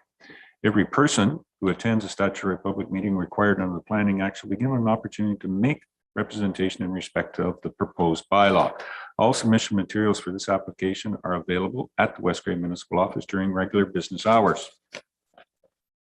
If a person or a public body would otherwise have an ability to appeal the decision of the municipality of West Grey to the Ontario Land Tribunal, but the person or public body does not make oral submissions at a public meeting or make written submissions to the municipality of West Grey before the zoning bylaw amendment is passed, the person or public body is not entitled to appeal the decision.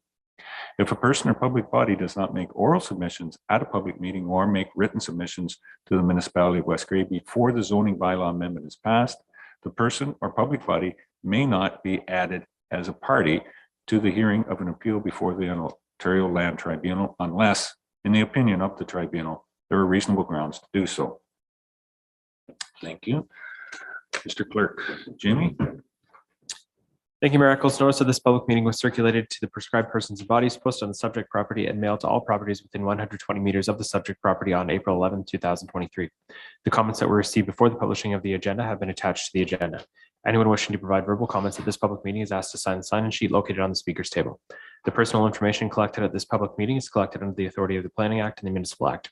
The information collected will be used to complete the zoning bylaw amendment process and will form part of the public record. Questions about this collection should be addressed to me, the Director of Legislative Services / Clerk. If you wish to be notified of the decision of the Corporation of the Municipality of West Grey and the proposed zoning bylaw amendment, you must make a written request to the Municipality of West Grey, care of the Director of Legislative Services / Clerk. Thank you, Jamie. Presentation from the Manager of Planning and Development, Laura Lee. Thank you. And through you, Mr. Mayor. So the purpose of this application for file Z18 2023 Holloway Sean and Holloway Stacy is to change the zone symbol on the subject lands from A2 rural to A2 with exception number 483. The effect of which will permit the conversion of an existing accessory structure to an additional residential unit ARU on the subject lands. Exception 483 will specifically implement the permission for a second detached dwelling unit. The second unit shall be defined as a self-contained residential unit with a private kitchen, bath, and sleeping facilities within a separate single detached dwelling unit. The second dwelling unit must be serviced with adequate private services. An accessory apartment within the principal existing single detached dwelling unit will not be permitted. And finally, the principal detached dwelling unit and second dwelling unit must utilize the existing road entrance. Comments have been received in support of the application. Specifically, comments from the Saugeen Valley Conservation Authority note that there are no specific requirements for natural hazards on the parcel at this time. SVCA have no concerns and the County of Grey have not issued any concerns with the application. Again, this is similar to the previous application just heard by Council in the public meeting process in the sense that should they choose to tear this existing structure down and construct a new structure, no further zoning amendment would be required. Both permissions would be the same as long as provided it's in the same location as indicated on the zoning bylaw schedule. I'm happy to provide any further clarity as required. Thank you. Thank you very much, Laura Lee. Go to the public. Is there anyone online, Sheila, that would comment on this? Don't have anybody at this time. Anyone from the public? In attendance? Seeing none. Anyone from council have a comment on this one?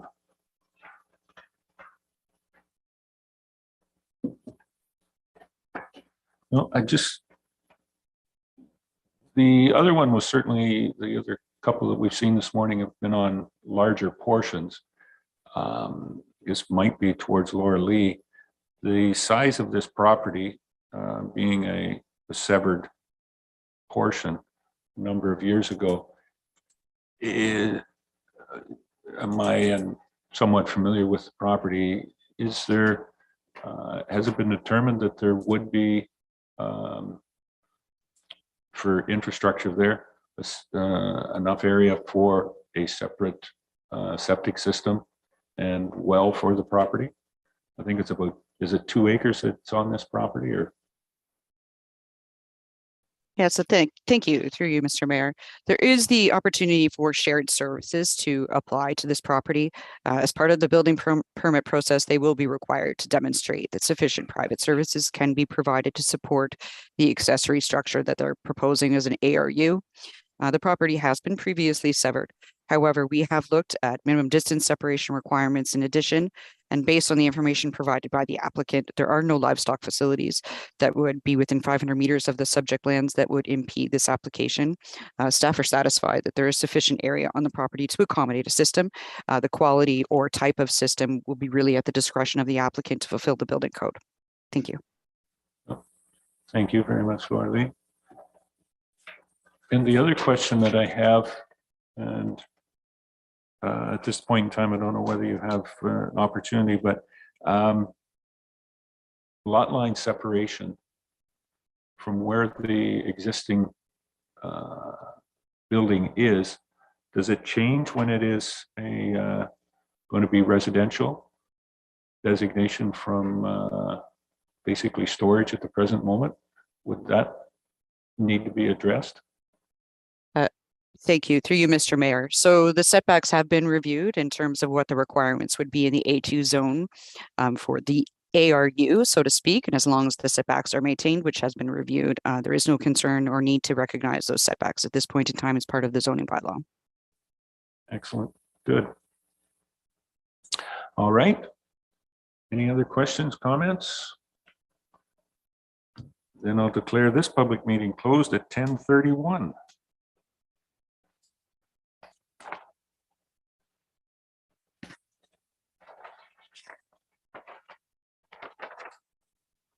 And that's the end of the paper. So that must mean that the public meeting portion is over, correct, Mr. Clerk? Very good. Do we need a motion to return to? Yep, that's what I need. Need a motion to declare the public meeting. No motion? I declare that this is closed? You're giving me that much power. Okay, fine. I declare that the public meeting portion is closed. We've been here for about an hour and a half. Would like to take a 5-minute break? Very good. Let's try to be back by 10:40, please. Okay, we'll stand down for a few minutes.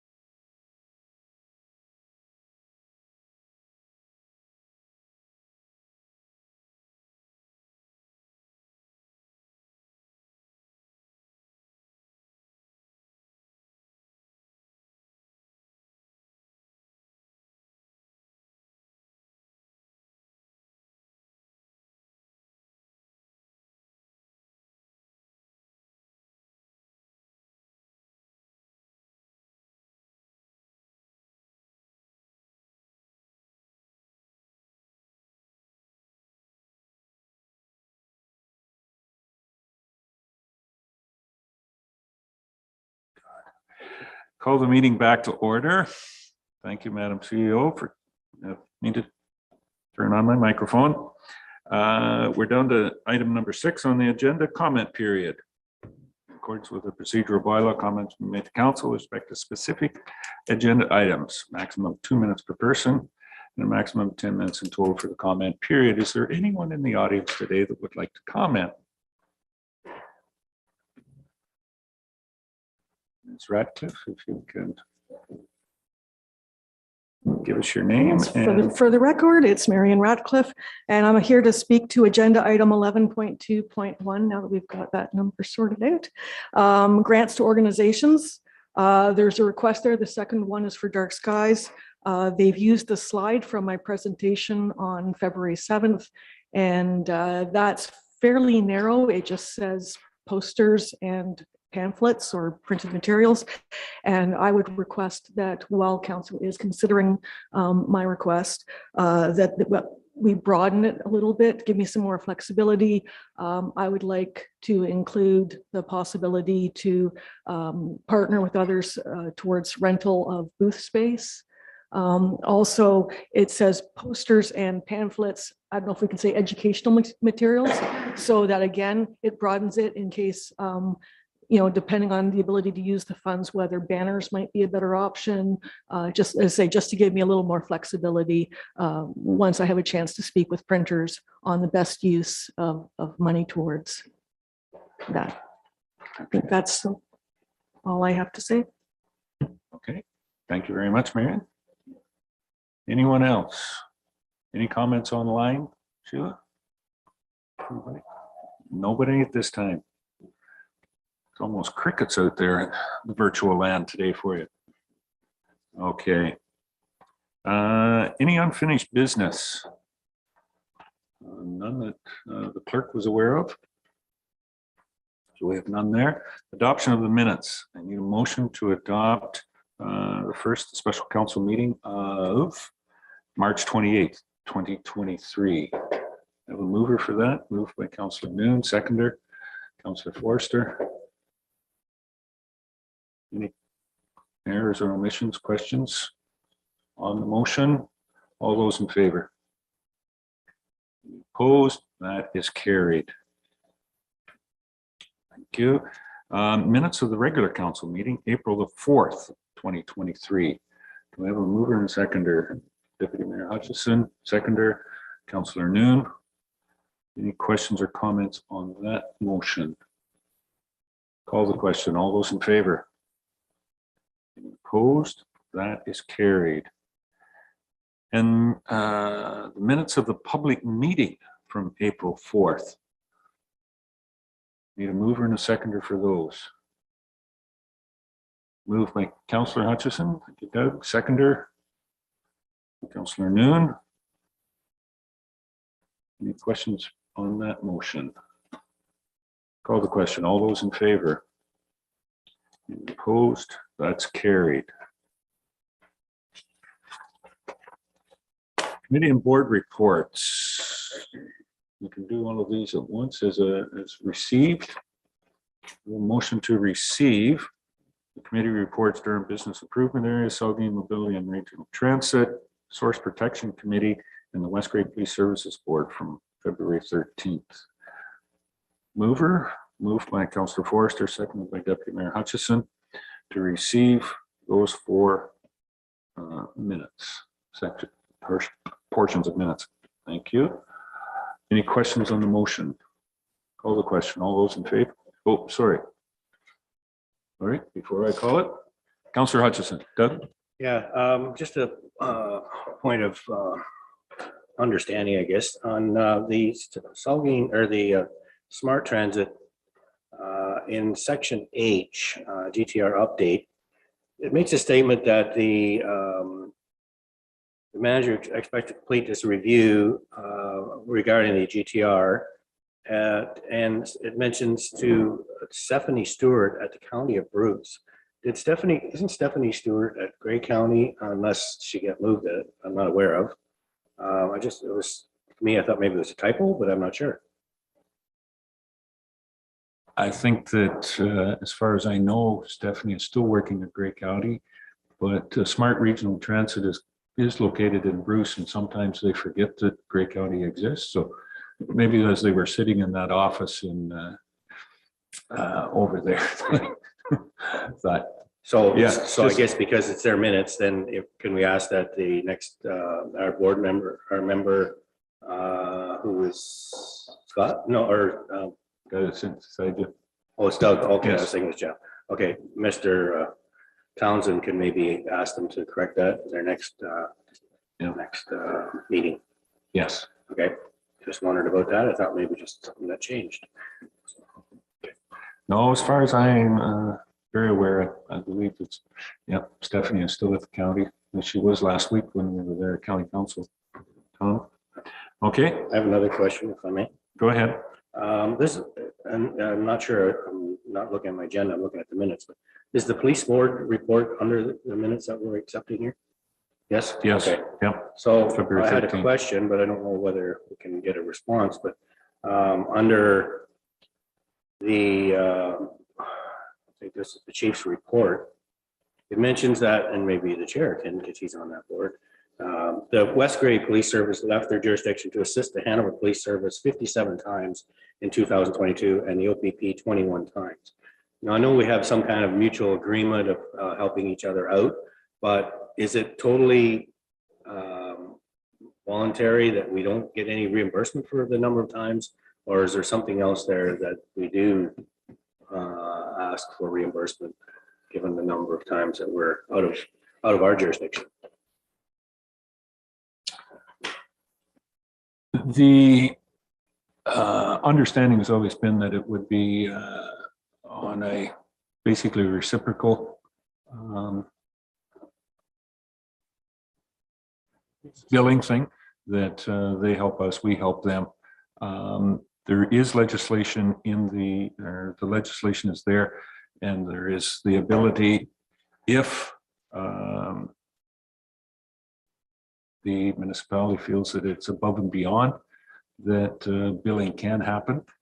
It hasn't happened as of yet.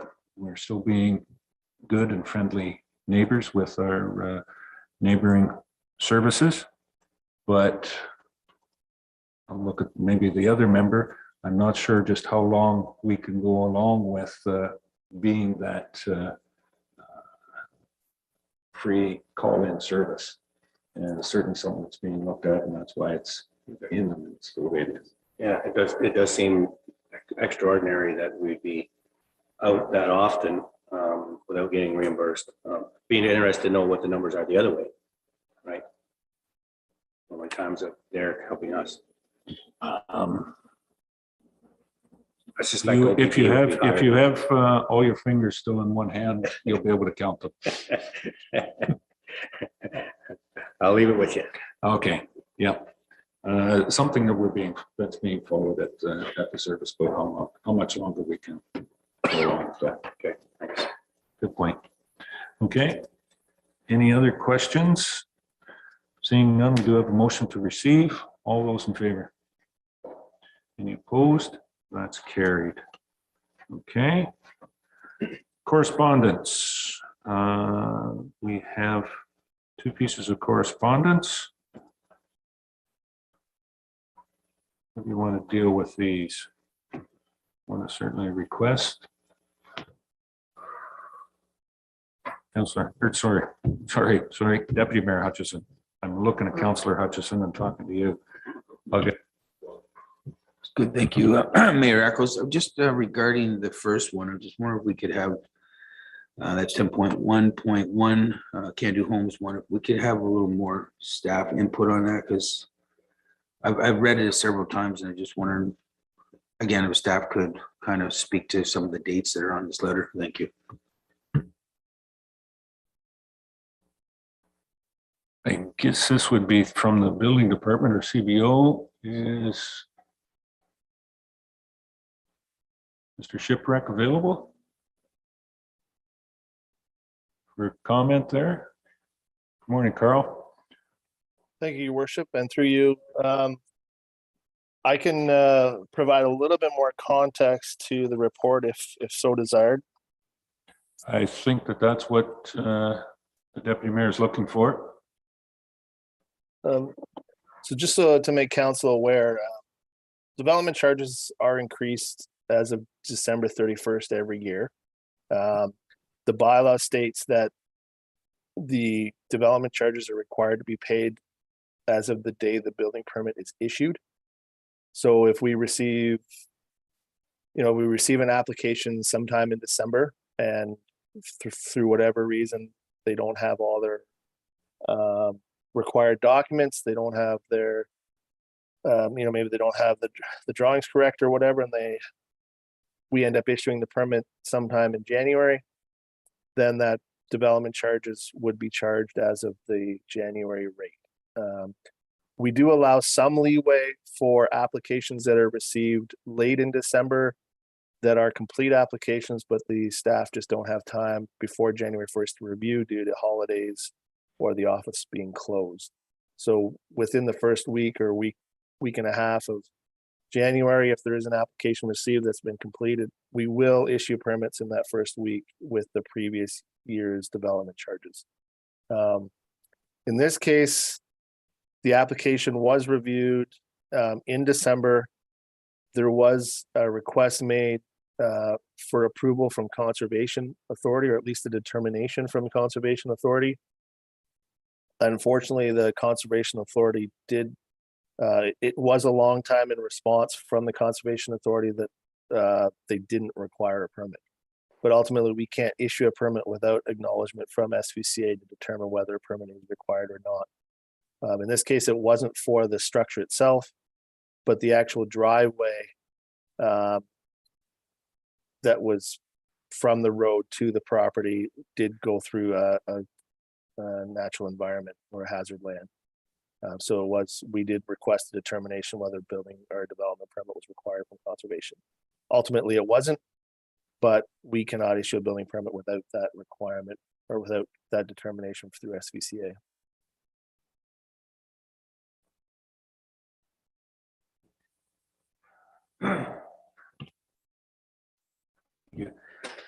Thank you, CBO. I think you've kind of enlightened, because I was looking at the December 20th, and then seems like the next correspondence comes January 31st. So I was trying to determine, obviously there's a lag somewhere, and I just wasn't, you mentioned it's the SBCA, but so in this particular situation, does the applicant need to pursue with the SBCA, or do we assist with that, or like just trying to understand that so in the future we know what we're dealing with? Through you, your worship, we would notify the applicant that SVCA is required. We don't directly contact the SVCA unless it's a special circumstance to make the request. That would be up to the applicant. There is a fee that SVCA requires to be paid for any request to determine whether a development permit is required. I'm not exactly sure what that fee is, but there is a fee required that they have to pay up front for SVCA to do any site investigate or any investigation to determine whether a permit is required or not. If it is determined a permit is required, then that money would go towards the development permit. But if no permit is required, then the applicant would forfeit that money. So we can't make that request directly to SVCA without providing that payment. So it has to go through the applicant. Okay, thank you, Carl. Just one other little, it's a technical part. On February 1st in this letter, county advised no permit was required. Also confirmed by Lisa Mulligan in December of 2023. Lisa's very, very good, but if she's got that vision from 2023, she's way ahead of us there. I think that should be just 2022, but. Yes. Yeah. That's not ours. That's, I think this is on the correspondence, so it's not ours. We'll just mention that to the Yeah, and that was Issue of the regarding letter. regarding the entrance permit. No entrance permit was required. Yeah, so it wasn't required. That was declared in 2022. Very good. Any other questions from Carl? Seems we pulled this correspondence. How do you want to deal with it? I think what we're looking at. Councillor Hutchison. Well, it seems to me that there's a lot of technical things that went on here, and it has to do with deadlines and then around going from one year to the next. And my thoughts are, given that we have a reputable builder here that does a lot of building in our West Gray, that I think we need to cut a bit of a break here. They're already going to be charged the county development charge fee of $12.39 because somebody dropped the ball, maybe. Maybe it was a communication thing with the Conservation Authority. I don't know. But I'm going to make a suggestion that we waive the West Gray's development charges. In this case only. Obviously, we need our development charges as much as possible, but then sometimes we need to make exceptions. So I'm going to make a motion that we make exception in this case and drop our development charges in this case only. Can I make a clarification on that? I think the municipal portion of the increase is $950 is what the requirement, not the total development charges. Right. Okay, it was the increase because of the from one year to the next. Right. Okay. Clerk wants to step in.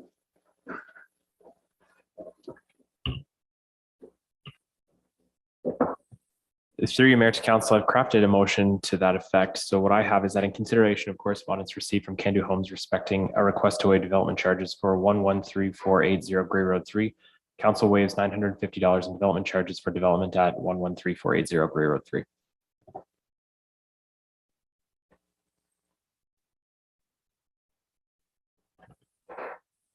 And you're willing to move that, Councillor Hutchison? Yep. Yes, I'll move that.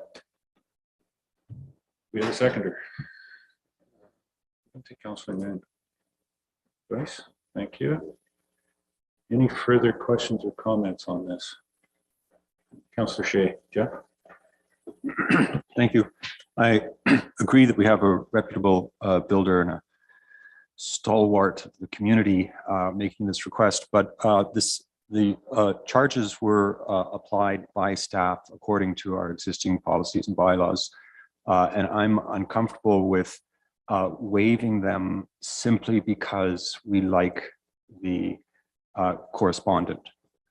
If there were circumstances that seemed inappropriate, like staff had lost the file or something like that, that had caused a long delay. If there were circumstances that would justify this, then I would consider it. But given that your argument, Doug, is that the Trembles and Can Do are liked by council, I don't think I can really be supporting that. I'll also point out that the initial application came in December 20th, I believe. Was that 2 days before the office closed for the holidays? So I think that if the applicant had gotten, or if the correspondent had gotten the application in 2 or 3 weeks before the office closed, we wouldn't be having this problem. The fact that it came in at the very last minute is part of the problem. So I don't think there's any real justification for overriding staff's decision to apply the policy as written. So I don't think I can support this. Thank you.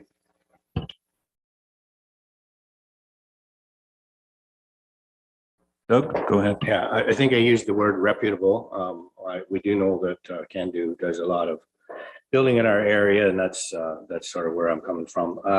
But also, I believe, even though the permit came in 20th, and our staff can probably clarify this, there's usually a lot of back and forth previous to handing in permits. So I would suspect that there probably were some kind of conversations going on previous to that permit coming in at that time. So I don't know that for sure, but I'm just guessing. But that's where I'm coming from. Thank you. Anything further? Mr. Shea. Sorry for quoting you incorrectly there. You did use the word reputable. If an less reputable builder came and made the exact same request because they had the exact same circumstances, I think we would have to look at this and say, well, we did it for this developer, so we have to do it for all of them. So I'm afraid that we can't sort of use the reputability of the firm as a measure. And I do think we're setting a very dangerous precedent. But thank you for clarifying there. Okay. I see that our finance director came here. Just a quick question for her. How many times has this arisen since we've had development charges? Is it something that happens regularly, or? As far as waiving a portion of the fees, we have not waived fees. Right. And has it happened that we've had over the period around that Christmas time? I think our CBO had said that there's a bit of a grace period there, sometimes into the first week or so, to make the paperwork work. But sometimes it's. If it's a complete application, and it's just that staff haven't been available to review it, but not that the applicant has to continue to provide information, then it's not complete. If that's what we're waiting on and it's not staff that's holding it up, it's waiting for further information, then that's deemed not complete, I believe, but that's more of a building department determination, but that's usually it's the complete application is submitted. And yes, if the office was closed over the holidays, it's considered because it's just their review time and it's in that first week, then they get it addressed. I guess I'd ask our building official, who is, I believe, still online, after all the circumstances that were around this, that there was a few requests made for different things, but it was complete because the conservation said that they didn't have anything other than the fact that it took them, they didn't want to make any comment or didn't need a permit. It only took them 5 weeks to get that back. The county didn't have any requests either, but it took them a bit of time to get it back. Would you consider this, with the delays that happened, that it was complete in December? Carl? Through your worship, no. We consider a complete application where all documents and we are able to issue the permit based on the information provided. We require SVCA, we require entrance permit. It's all applicable law and it's all required prior to issuance of a building permit. So the other one that wasn't mentioned was that there is a requirement for a septic system to be approved as part of the application for any new single family dwelling. And as part of that application for the septic system, they are required to provide what we call a T-time test, which is a soil test of the existing soil to determine the permeability and you know how it would receive a septic and effluent. That was not received by the municipality. The date on it, we received it March 3rd. The date on the actual document is February 24th.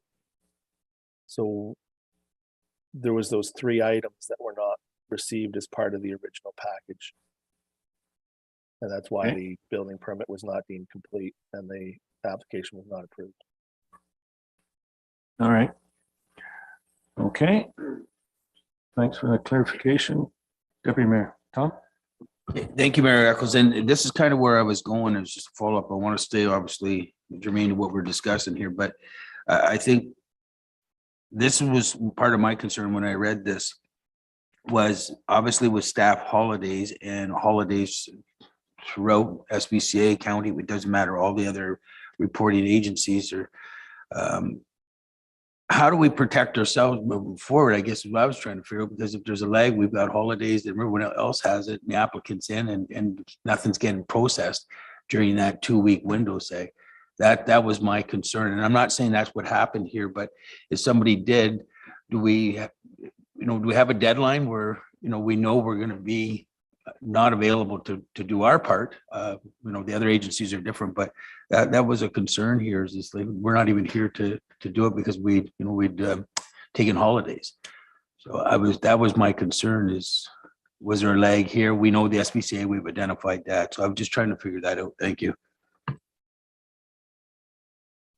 Through your worship, yeah, there definitely was a lag. Like, the application was received December 20th, and I don't know if 100%, but I can say likely that application would not have been reviewed until the first week back in January. And that is why we allowed that grace period early in January. If they have a complete application, when we review it first thing in January, if we are able to issue the permit. Our legislation requires that any building permit is issued or a reason for denial is sent out within 10 business days from the date of the application. So if somebody applies on December 20th, when the office is closed, those 10 business days don't count. So we would look at that, those 10 business days into January. If we can issue a building permit within those 10 business days of the application being received, then we would issue it with the previous year's development charges. If they don't submit a complete application and their information is missing, then we would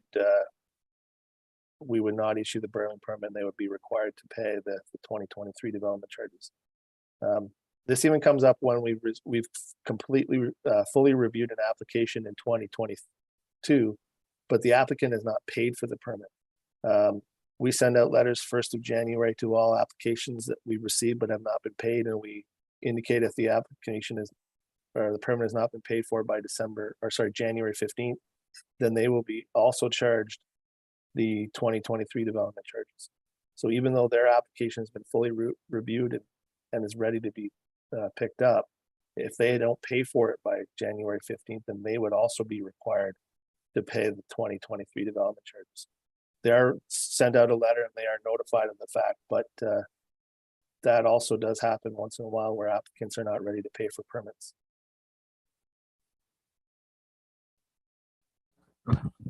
Thank you, CBO, and that actually clarifies what my concern was. So you've identified there's a grace period for the time that we're off, and I think that's been more than reasonable. Thank you. Okay, any further discussion? We have a motion on the floor. Do we move and second it? Correct, Mr. Clerk?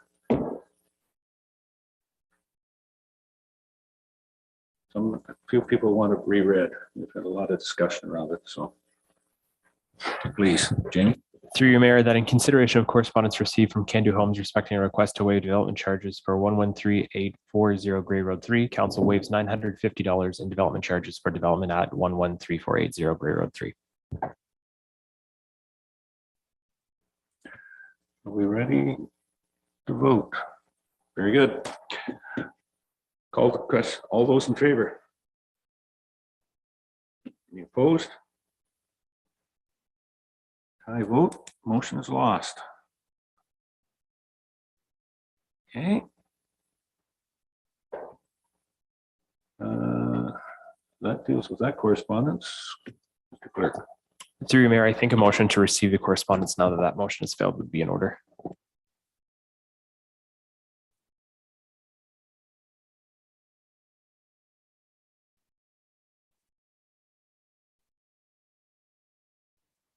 Can I move to pull an item from the correspondence received list? Through your mayor, so there is one other item on the agenda for correspondence requiring direction. So I think just to clean up the request from Can Do Homes, if we have a motion to receive that, then we'll go down to the BIA correspondence, which there is direction required there before moving down to the information package.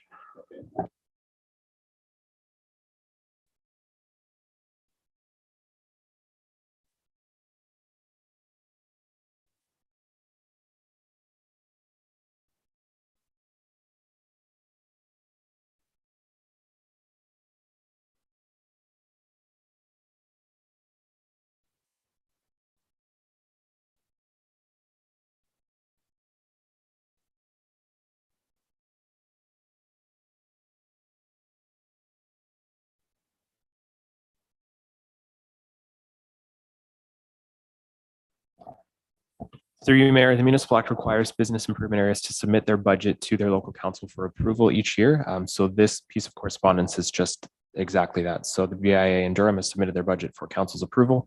And if council is satisfied, a motion would be required to approve that budget.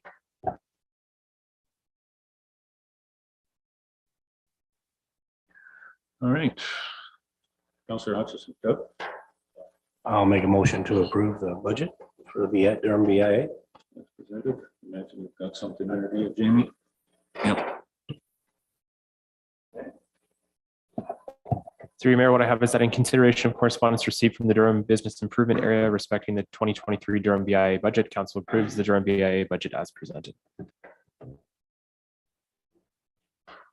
Take that being moved by Councillor Hutchison, seconder. Councillor Shay.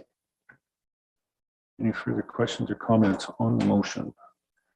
Councillor Noon. Joyce? This is directed to Director of Finance. Being we're approving their budget, is this something that our auditors would also look at, or is it just, it's just, because like we're seeing numbers, but there's no backup with it sort of thing. So how do we, I'm saying it's not wrong, but I support it, but it's just, is it something further that our auditor would look at as well?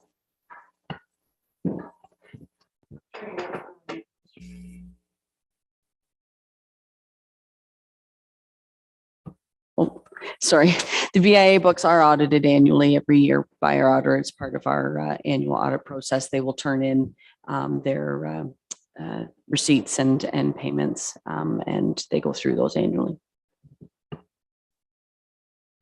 Okay, any other questions on that? Call the question. All those in favor? Any opposed? Declare that carried. Okay. There's a number of other correspondence there. I believe about 13 of them. Anything, and I think Councillor Shay, you had a question on one of those. Yes, Mayor Eccles. I received correspondence from the organization that was sponsoring the Stopping the Harassment and Abuse by Local Leaders Act. I assume most councillors did, or all councillors did. And I was thinking that I should ask staff if it would be appropriate for us to address, to adopt the recommendation of that group, as I've noticed several other towns have. So I would like to make a motion that we either endorse one of these other towns' motions, or that we draft our own motion to support the Stopping the Harassment and Abuse of Local Leaders Act. I'm not sure how the best way to do that, Jamie. And Jamie, just before we get to that, should we take a motion to receive the Durham Business, the BIA? We did not for Canada.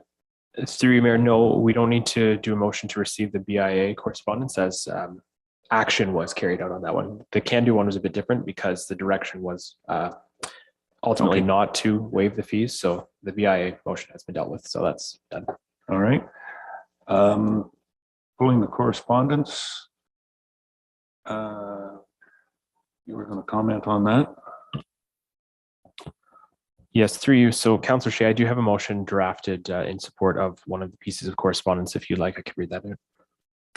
So that is that in consideration of correspondence dated February 21, 2023 from the City of Sault Ste. Marie respecting support for Bill 105, Stopping Harassment and Abuse by Local Leaders Act. Council expresses its support for Bill 5, Stopping Harassment and Abuse by Local Leaders Act, which would require the Code of Conduct for municipal councillors and members of local boards to include a requirement to comply with workplace violence and harassment policies, and permit municipalities and local boards to direct the Integrity Commissioner to apply to the court to vacate a member's seat if the Commissioner's inquiry determines that the member has contravened this requirement, and further that this resolution be circulated to the Honourable Doug Ford, Premier of Ontario, the Honourable Steve Clark, Minister of Municipal Affairs and Housing, Stephen Blaise, MPP for Orleans and member of the Standing Committee on Justice Policy, and Rick Byers, MPP for Bruce Grey Owen Sound. Good with that one? Yes, thank you. Okay. We have a seconder for that motion. Councillor Noon. Thank you, Joyce. Any questions on that? Deputy Mayor Hutchison. Thank you, Mayor Echols, and through you to Madam CEO. It's just, we're gonna kind of have this already covered in our code of conduct and our other policies that we have around our relationships. Through you, Mr. Mayor, we do have, we have the council code of conduct and then the council staff relations policy. Both of those have the opportunity to escalate to the integrity commissioner. However, neither of them go as far as Bill 5, which is to seek removal of a counselor from their seat. Okay, yes, so I'm clear on that. So that as in the past, we've gone to the integrity and we would follow the recommendations set forward by the Integrity Commission. So is my understanding on this new bill that council would have that? I would assume we go through integrity, but we would have that power to do such a thing. Well, drastic measure, but would that be in the hands of council? Thank you. Through Mayor to members of council, not exactly. So what the bill would do is it would allow council to direct the integrity to apply to the courts to have the seat vacated. At that point, it would go to, would be in the hands of the courts. The courts could recommend removal and by default vacate the seat, or they could not do that. So it just provides one more option for penalty per se.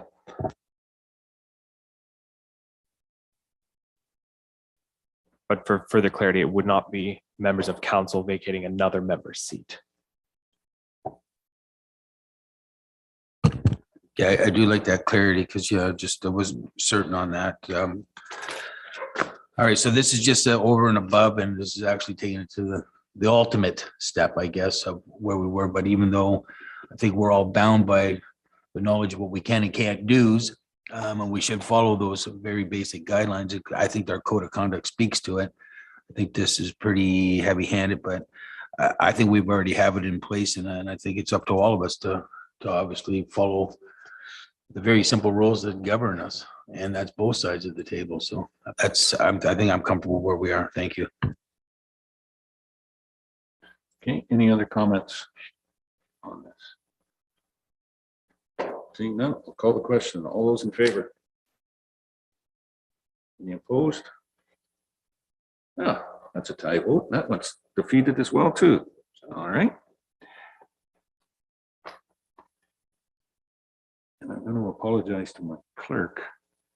I would like number 7 pulled as well too. Resolution to support the resolution from the town of Essex, retaining surplus proceeds from tax sales. This comes from Shuni, Mayor Landry, in the far north, has brought this one forward. So to support that, like a motion of support going out there for that, and we'll draft something.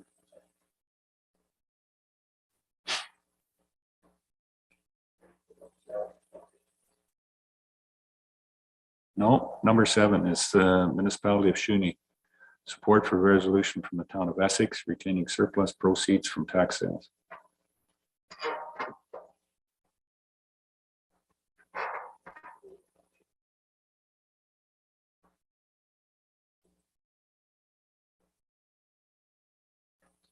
Well, you are way out on the end out there, you know, you're.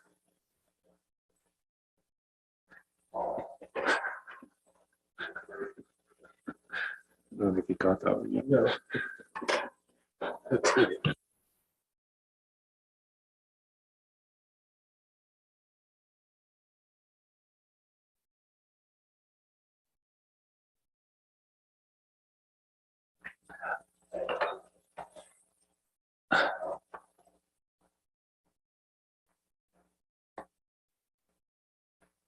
Okay, on the main agenda, and on mine, it's number 7. So that's one we want to do. It is the correspondence from the municipality of Shuni.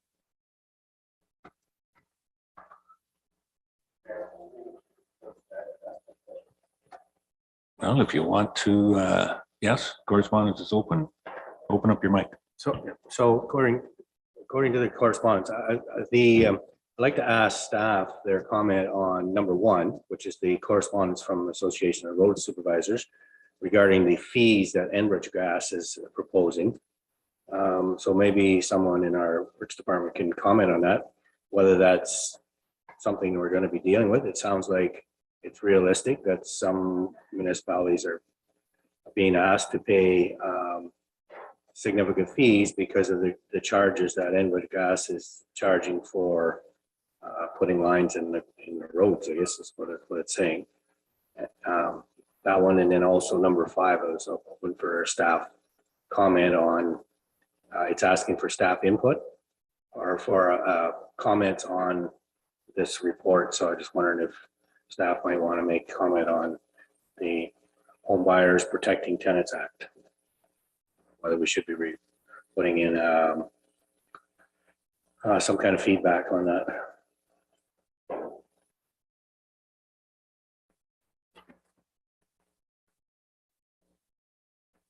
As it comes under revenue, Ms. Mike, do you have a comment, or Laura, do you have a comment on the first one on Enbridge on the AORs?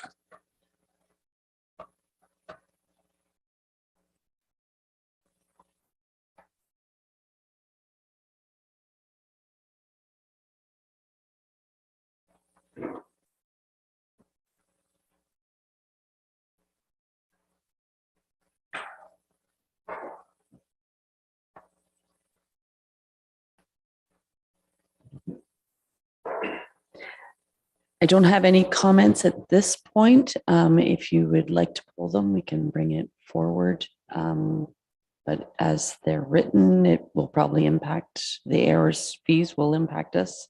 But we can do further review if you want additional information.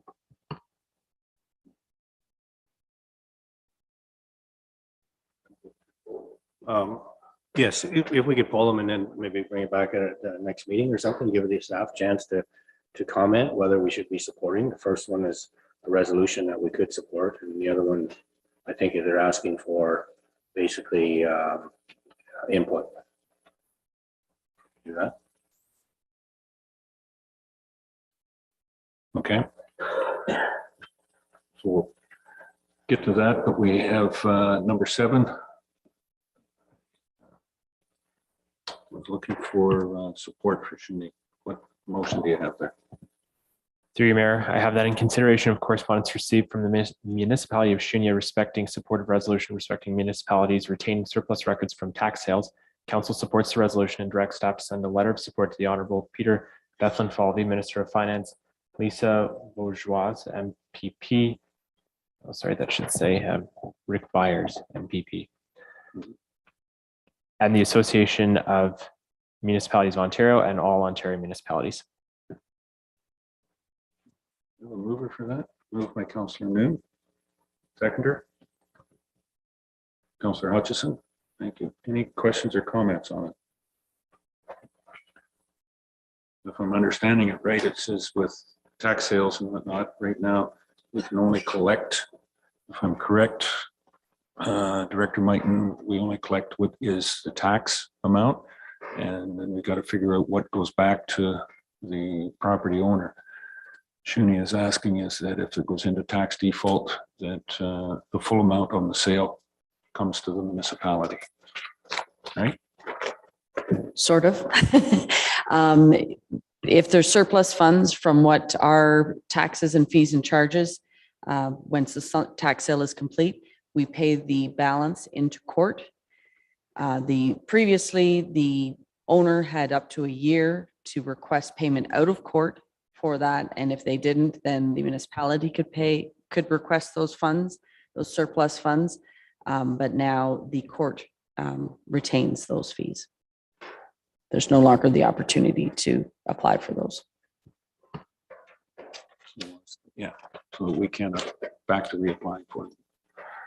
And if the court, oh, that's right, it'd be the province that ends up with the money in the end. Mm-hmm. Okay.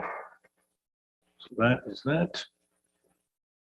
No other questions? I'll call the question. All those in favor? Any opposed? That's carried. Thank you. Councillor Noon. Thank you, Mayor Eccles. Yeah, I too wanted correspondence number 1 pulled, as well as the correspondence number 3. Number 1, of course, pertaining to the Association of Ontario Road Supervisors, bringing to our attention that Enbridge is wanting to charge these extra fees. So yes, it would be a financial burden somewhat to the costing for our road systems or whatever for locates. And item number 3, for supporting the municipality of Chatham to reduce municipal insurance costs. I would like those 2 pulled from the correspondence. Thank you. Okay, so I have right now, we have pulled 1, 3, and 5. The request. Okay. I'm going to take a motion to receive 2, 4, 6, 7, 8, 9, 10, 11, 12, and 13. Which ones have I missed or messed up? If I may, I think for clarity, what might be easier is if we do a motion to defer items 1, 3, and 5 to our next meeting, if that's council's intent. And then once that's dealt with, we can just receive all other correspondence not otherwise dealt with. Good advice, Mr. Clerk. I like that. Okay, motion to receive or defer 1, 3, and 5. Moved by Deputy Mayor Hutchison, seconded. Councillor Noon.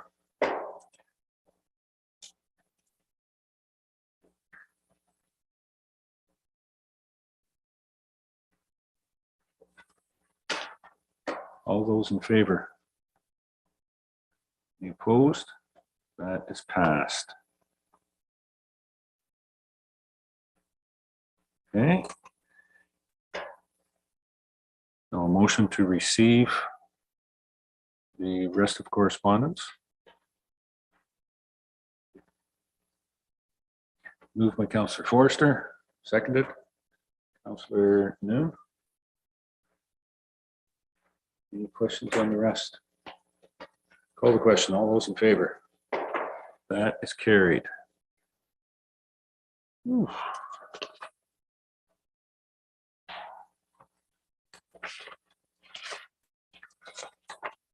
Okay, that's it for correspondence. I hope. Haven't had that much excitement from correspondence. There's always new things at council. Staff reports. 11.1. Holiday shopping bylaw. This is yours. Jamie, go ahead. Thank you, Mayor Eccles. As noted in the report, there's been recent interest in exploring a bylaw under the Retail Business Holiday Act to permit the sale of alcohol on statutory holidays by businesses that are permitted to be open and who are already licensed to do so under the Liquor License and Control Act. Under the RBHA, certain businesses can stay open on holidays. However, they are limited in what they may sell. The general intent of the RBHA is to have holidays maintained as pause days. Staff are not recommending that West Grey enact a bylaw to permit additional businesses to be open on holidays identified in the RBHA, but rather to allow for the retail sale of alcohol by businesses that are licensed to do so and that are already permitted to be open on holidays. For example, corner stores and convenience stores with an LCBO outlet. Currently, corner stores and convenience stores with LCBO outlets that are permitted to be open on holidays are prohibited from selling alcohol on those days. The recommendation in the staff report is that council direct staff to bring forward a bylaw to permit holiday shopping in West Grey. Thank you. Comments, Deputy Mayor Hutchison.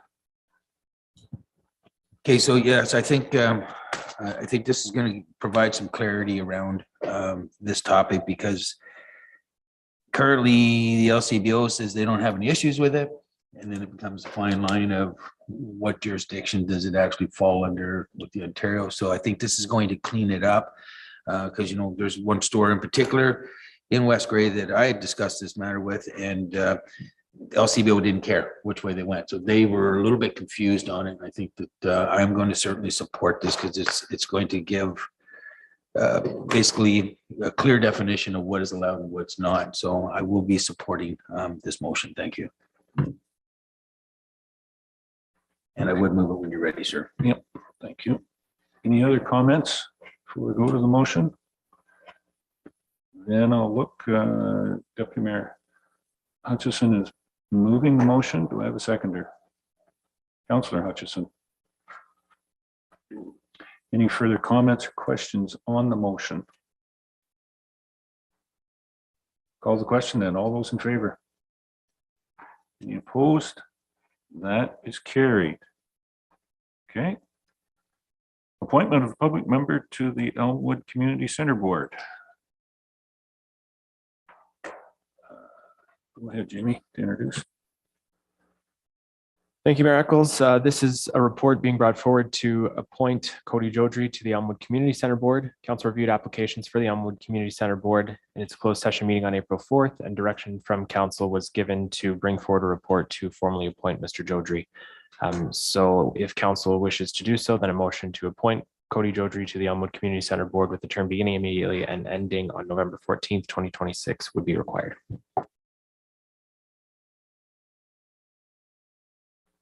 Do you want to proceed with this? Need a motion to? Yeah, we need a motion to get going to the bylaw. Moved by Councillor Forrester, seconded by Councillor Noon. We appoint Mr. Jodry to the Elmwood Community Center Board. Thank you. Any questions or comments on the motion? Call the question. All those in favor? Any opposed? That's carried. Okay. Moving right along. That's it for your reports, Jamie. Thank you. Director of Finance Treasurer. Grants to organizations, 11.2.1.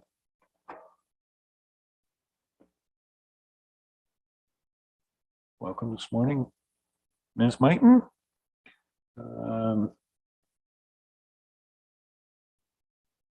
Any comments on your report?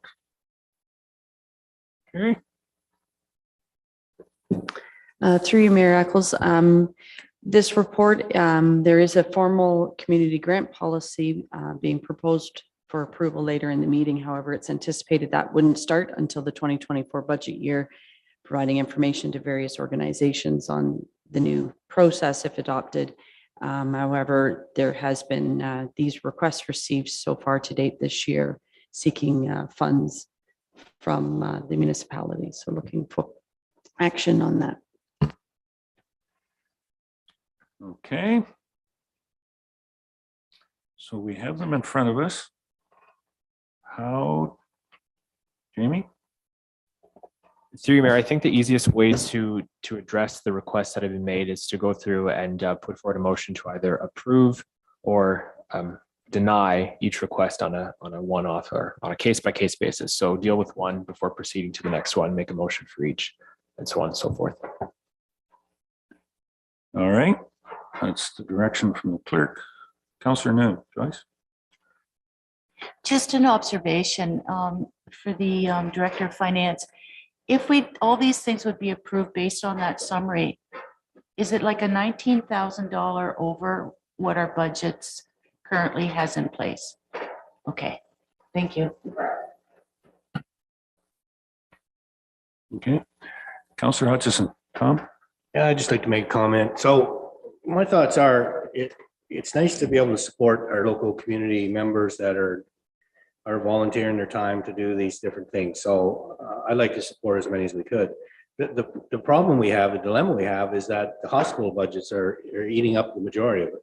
We're putting out $13,850 to Center Grey Hospital every year for the next 10 years. Our local hospital wants $25,000 this year, and we put money towards doctor recruitment one in the past. So I'm thinking, is there any way that we can take those hospital donations out of this volunteer organization type budget and take it from somewhere else and free up a little bit of money here. Not necessarily, maybe we don't need 32,000 or we don't need like as much money in there if it's going to be 1,000 for our egg societies and whatnot. It's nice to be able to support them. A lot of them don't run a big budget and don't have a lot of money. And I know they come to us for a little bit extra. And then when we say, well, we've given all our money to the hospital, we don't have any money for you, it doesn't look very good, I don't think. So I don't know if there's any way that we can make some changes on this, but I would like to see support as many as we can along with supporting the hospital, but maybe we need to look at other budget allocations. Those are my thoughts. Thank you. Jamie, comment? Through Mayor to Council. So just because a group has requested, say, for example, $2,000 does not mean that council has to approve $2,000. Council would be within its right to approve $100, $500, any number that council sees fit to make those budget dollars go further, so to speak. The other aspect of we've cut ourselves in some type in a bit of a dilemma with that under consideration. If that was the thought process, we as a council should have looked at that when we were doing our budget back a few months ago of finding that. Just further to that, it was in there when you did mention something about the Markdale Hospital that 5 years ago there was $170 some odd thousand in there of 195,000 request. But when it went to somehow or another, by the time that we sent a check off and the sod was being turned for the new hospital, there was only less than $80,000 left in that reserve for the hospital. Hence why we've ended up now at a $13,000 a year, $13,500 a year pledge for another 10 years. So council has to be more fortuitous in our foresight on how some of that money is reserved and how it's taken out of reserves. I find it struggling that we have that problem today from some prior decisions made by council. But that's where we're at. So I think the clerk has given us that this year. The way it is set in our budget, I don't think we have any choice at this point in time, but going to 2024, from Kerry's projection here, we may be able to get some different options and how to do that. Strategically, I agree with you, Doug, is that I think from a healthcare perspective, those need to be different lines than what the actual fact is grants to organizations out there are at right at the present moment. Okay, clerk has indicated comment. Just for the record, that we'll take out that pledge of that we're 13,850. We have $16,000. I just wanted to share that, so we're going to go item by item. We kind of know what we've got, what we have here. And I asked Director Mine to check my map, but I think that's kind of where I landed. May help us arrive at some decisions here. Mm-hmm.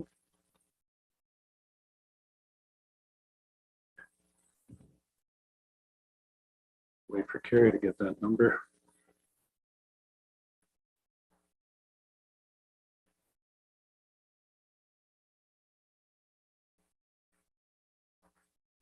You have already committed $1,500 as well to, that was, so that's down to 14,500. The Elmwood Chamber of Commerce sign you gave a donation to, so you have 14,500 unallocated to date. All right. Councillor Hutchison, Doug. I was just a question for our Director of Finance. Did we not get a request from the Durham Soccer Club? I've been in communication and I thought they were putting one in, but I see it's not in our agenda. Oh, sorry. I have received a request on Monday, yesterday morning. So it will come at a future council meeting. Okay, Councillor Shea, where are you going here? To the Director of Finance, would it be possible to follow up on Councillor Hutchinson's suggestion that grants to organization and grant medical health related funding be separated out in our current budget? Sure. You just take your 14,000 left on 14,500 left unallocated and figure out your split.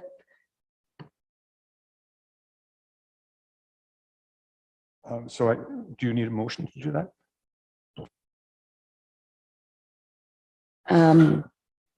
If you want to specifically dedicate it that way, or if you just want to award or approve donating, $500 to the hospital, and that's all, then that leaves the remaining amount to various grants to organizations. But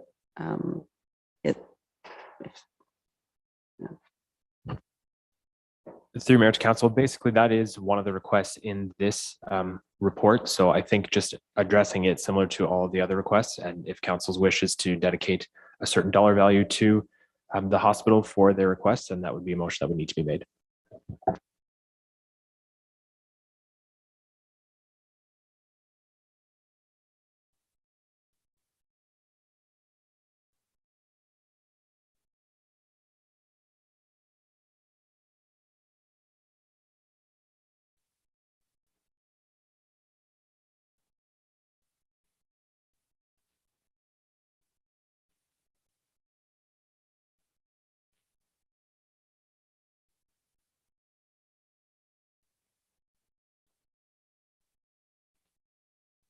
that pledge has already been paid out this year.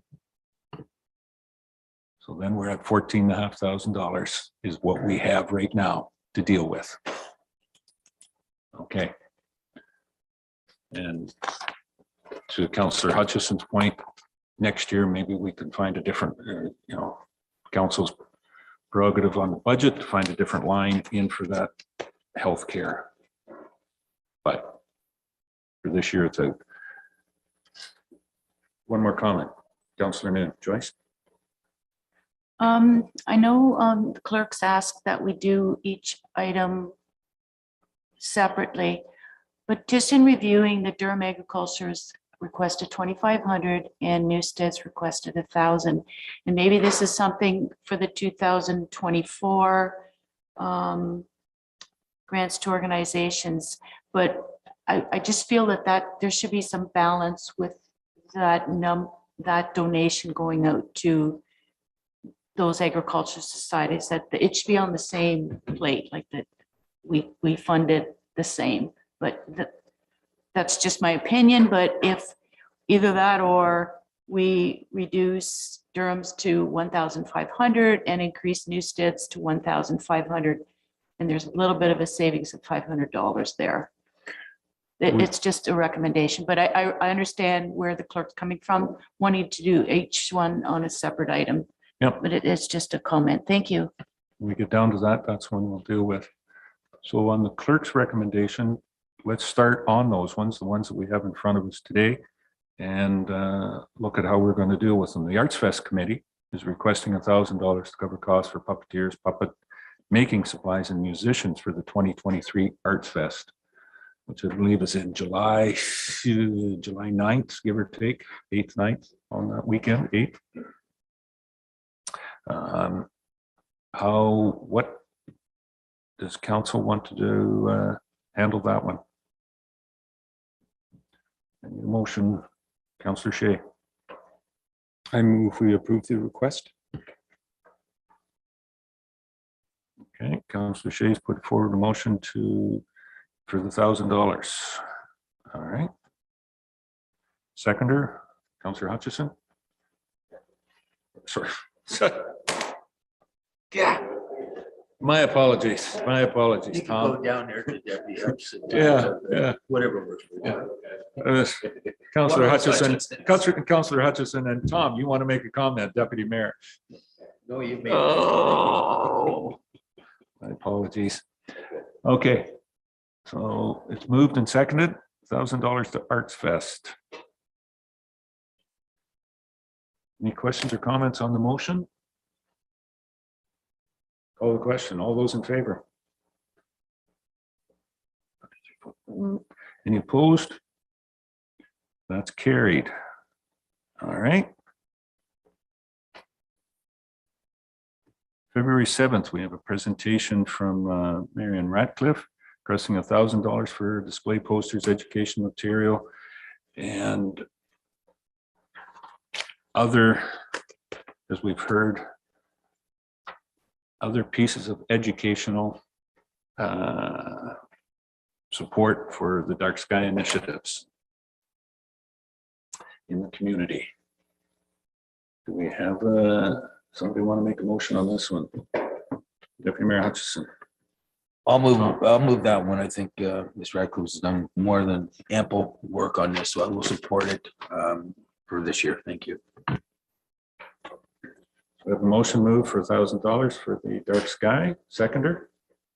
Councillor Hutchison, seconded. Yeah, I'd like to second that, and I'd like to make comment that I think the education part is the direction we need to go in that, and just because there's, it's going to be a challenge, I think, in terms of what's out there going forward. Maybe not as more challenging as trying to deal with some of the light situations in the past, and I think education is the only way you're going to get it without going in heavy-handed and say, you can't have that light on 24/7 and it shines whatever. So I think we do need to educate people on it. So I'm in favor of that. Thank you.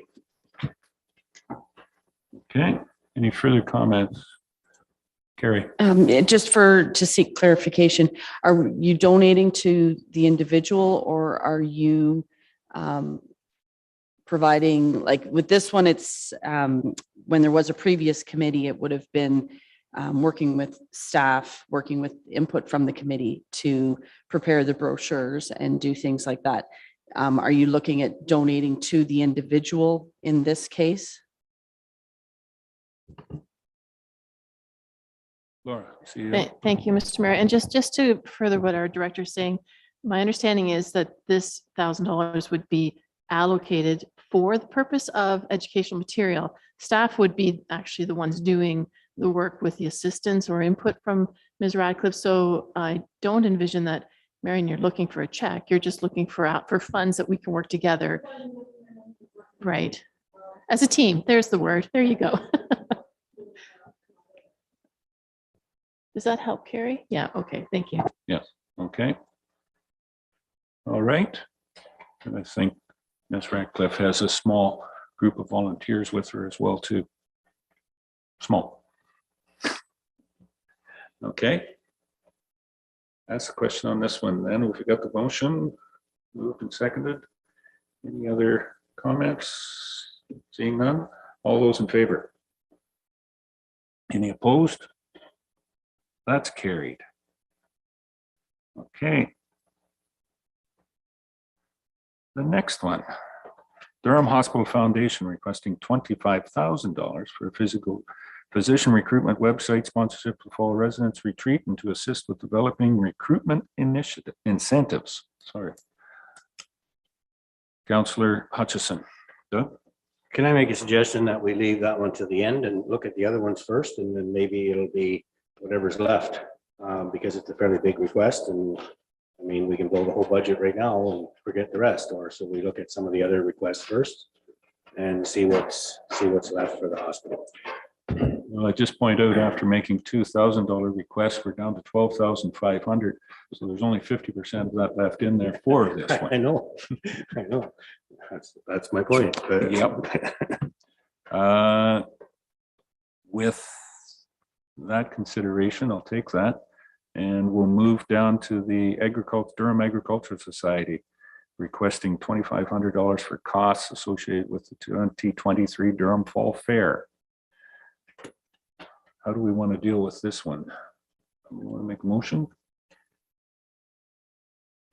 In the past, what have we given the Durham Fall Fair, Carrie?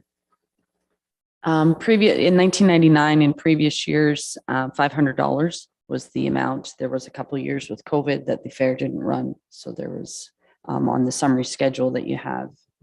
That's why I went back to 2019. So it would show what a typical year prior to COVID was.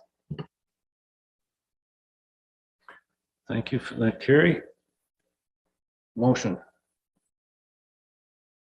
Go ahead, Councillor. No, Joyce? Based on that information, thank you, Mayor Eccles, sorry. Based on the information provided, I would recommend that we give the Durham Agriculture $1,000. Thank you.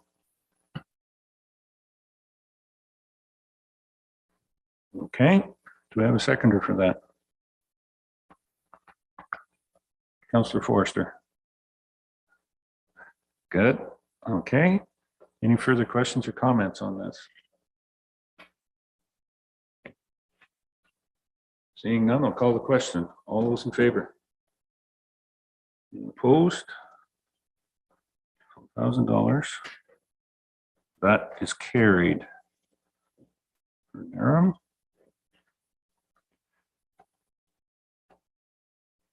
Ag and Newstead Normanby Carrick Ag Society.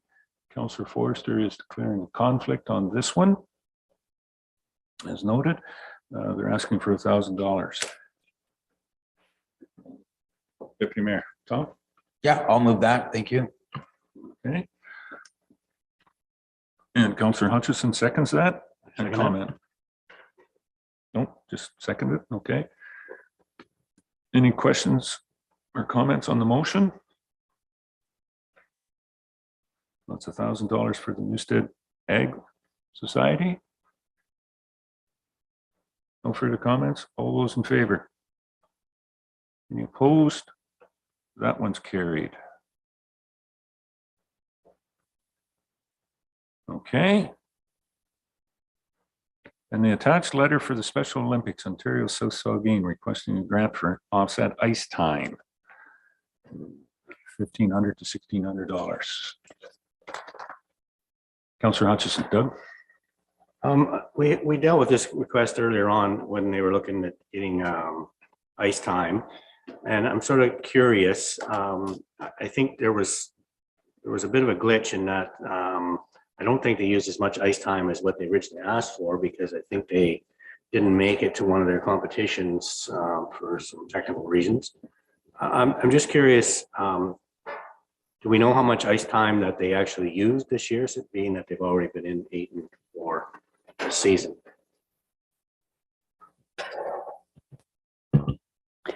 No, I'm just based on the original request, and that's what's being brought forward here.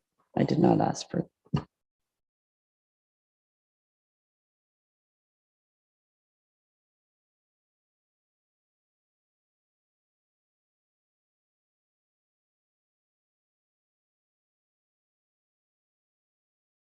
Is Mr. Hewitt with us? He's working away on his computer to try and find out the answer before he shows up on the screen. There he is. Cody. Thank you, and through you, I am just looking that up right now.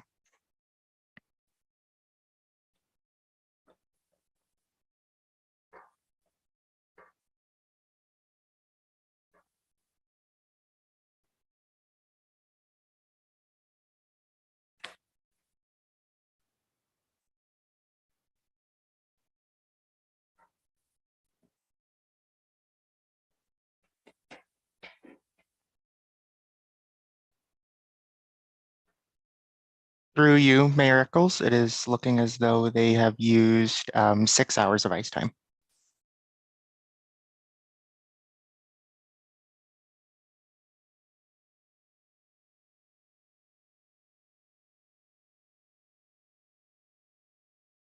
And I guess here's a question for you, Cody.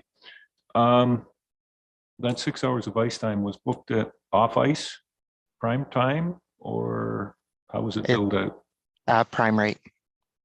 So that would be rate. $128 hourly plus HST. And they usually use it from 4 till 5? Correct. Am I correct on that? Yes. That's prime.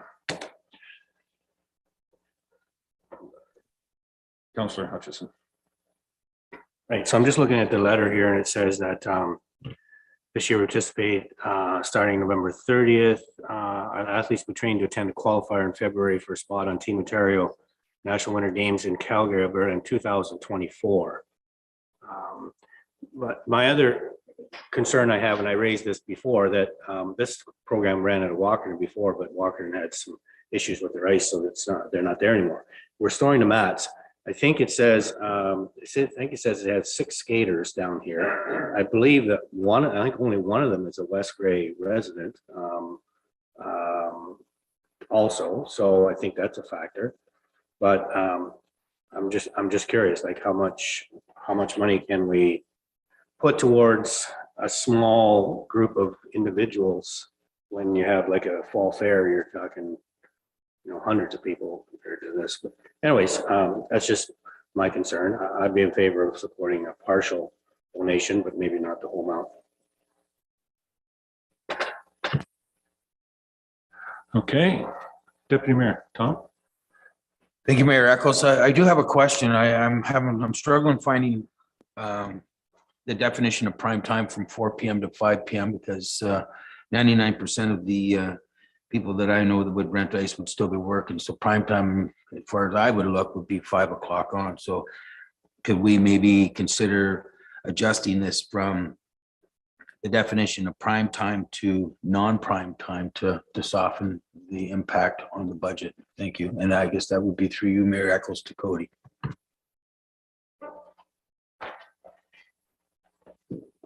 Cody, do you want to make comment, or Carrie, or the clerk? Everybody's got their hand up now. Let's start with the clerk. Thank you. Through you, Mayor, to members of council. The definition of prime time and non-prime time is defined in West Gray's fees and charges bylaw, so it wouldn't be as simple as just changing that definition for them. Okay, well, thank you for that clarity. And if I may, can I get updated on what is prime time, just from my own knowledge? I've kind of lost track of that. Thank you. Cody? Through you, non-prime ice is basically anything outside of the hours of 9 to 4. Monday through Friday.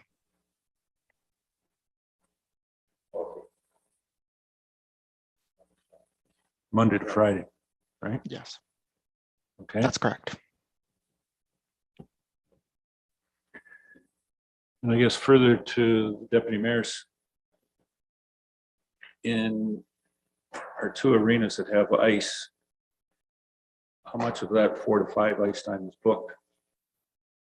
Whereas most of our minor hockey, figure skating, other users, 5 and after. That assumption would be correct.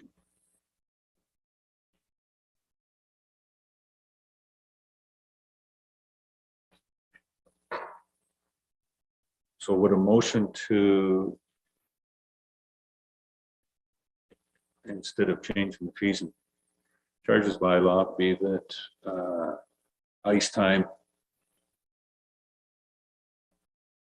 be, if the Special Olympics were going to be requesting to use 4 to 5 ice time, that it be charged to them at the non-prime rate? Would that work, Mr. Clerk? Through you, if that's council's wish, yes, that motion would suffice. Okay, Deputy Mayor Tom. Okay, so thank you for going through the clerk to that, because I was going to get there, but so if that's suitable language, then I would certainly prepare to move that. And I think then after that's called on, then I'd like to go to the director of finance to see what the impact is, the change. Thank you. So we'll move it. Okay. Through you, Mayor, to Deputy Mayor Hutchinson, I'm not clear specifically what you're moving. I'm moving that we offer the Special Olympics ice time go off of the prime time and go to the non-prime time rate for this request. And again, that's specifically from 4 PM to 5 PM on their agreement. Is that clear enough? So going from prime rate to non-prime rate. Again, staying within the parameters, 9 AM to 4 PM, that would change them from 4 PM to 5 PM specifically for their program.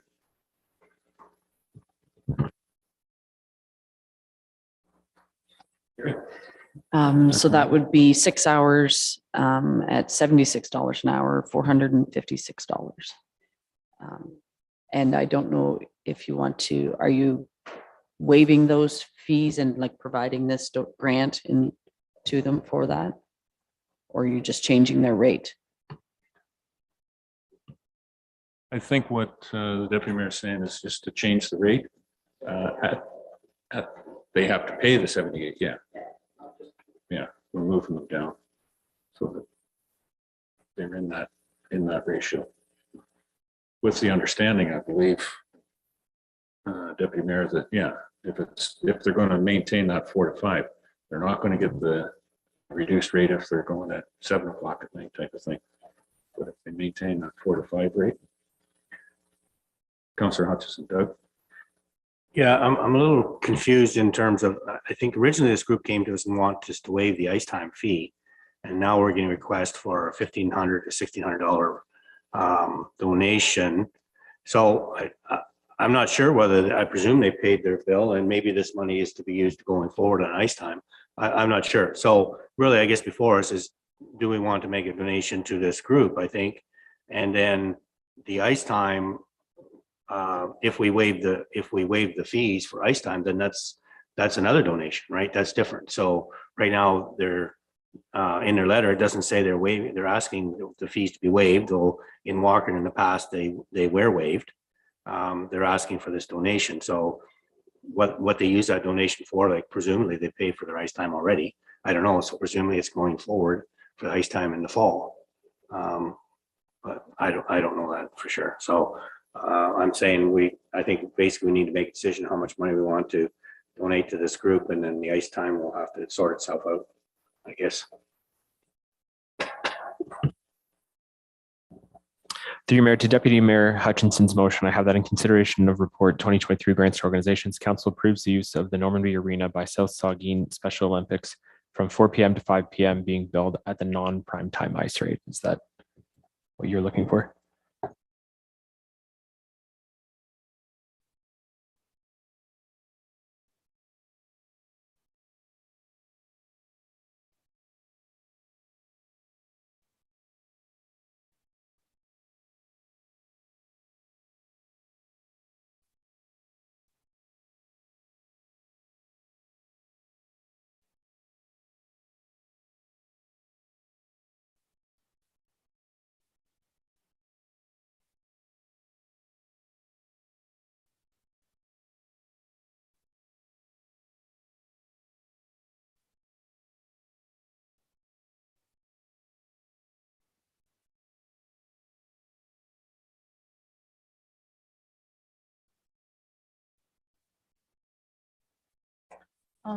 This question is for the finance, I guess. Have they paid their ice time already, or are they leaving it right until they hear back from us about a donation or whatever decision we've made? I don't believe they have paid any in ice time yet.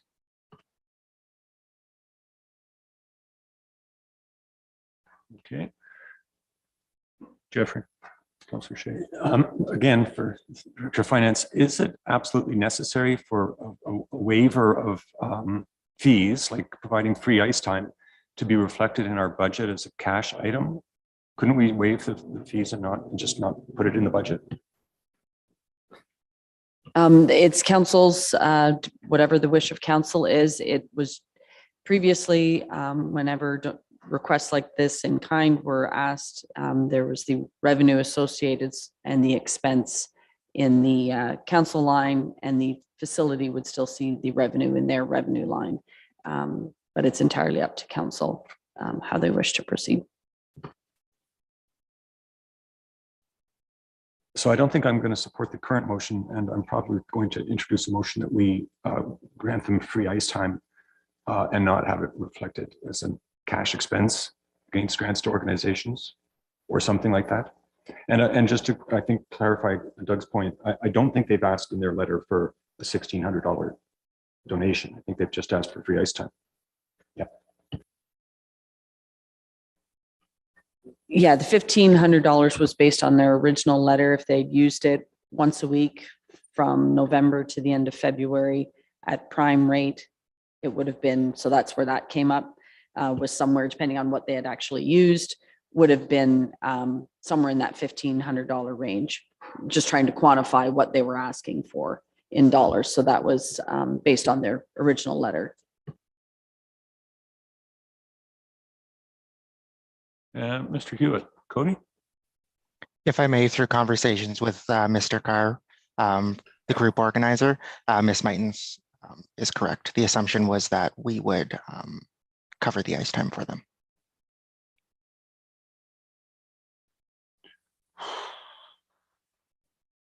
Okay. CEO, Madam CEO. Thank you, Mr. Mayor. And I also would just like to remind council that we are currently storing the mats for them as well. So there was a two-part ask from Mr. Carr when he delegated council a while ago. Can't recall exactly when. Yeah, it seems like longer, but probably not. So in addition to the ice time, we have already made arrangements to store their mats.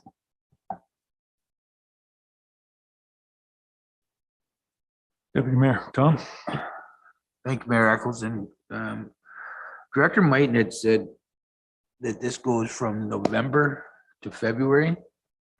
And my numbers are saying this is a heck of a lot more than 6 times of what we're discussing here, just based on that, listening to that. So I'd have to have that answer, please. When he originally presented was at the start of their season. What they actually used was only 6 hours based on what Director Officer Hewlett has found on the booking schedule. Thank you, Director Mighton. So potentially we could be into to 12. It could be a dozen, it could be double based on that. Or more, 16 even. Thank you.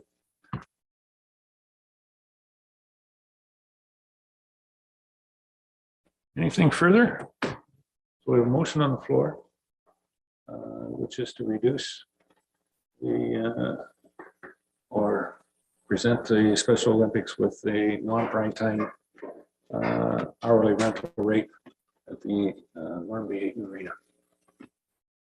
All right, ready to vote? Or you got a question, Doug? Go ahead. Yeah, I just want to remind people that this is precedent setting, and we've had this discussion before about waiving fees. So I want to keep that in mind, that there have been a lot of groups come to us over the years that want to waive fees for using our arenas and whatever, and we've always said, no, we can't waive fees because, you know, it's in our bylaw that we'll just make a donation or whatever. So I guess, you know, they're asked for a donation, but they're basically asking for a waiving or giving free ice time. So I'm just reminding people that we are setting a precedent here.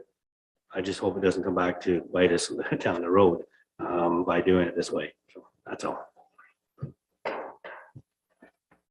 Okay. Tom.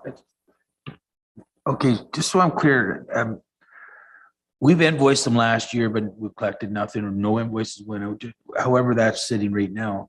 The way I seen this is we were going to invoice them that portion because we had the storage, as Madam CEO had said, and they were going to, through that grant, was to pay the municipality. But now this is sounding something totally different of what's really going on here. So I think Councillor Hutchison has raised a valid point. So I'm just need some clarity on how that works, because if we're invoicing and nothing's getting paid, there's some concern there. So I don't know who could answer that, Madam CEO. Yes, they've billing was sort of halted or deferred until a decision was made by council on this. Were you waiving fees? Are you giving them a donation? So they've kind of been sitting in limbo until a decision by council is made. Okay, so thank you, Director Mayton. So, but we are talking 2022 here. What we're discussing now is 2023 budget. So this is what's already happened. I guess, am I clear on that? Cody, do you have that's for the full season? Yes, if I may, I misspoke in my original when I quoted the ice time. Combining the 2 years together, it's 8 hours total.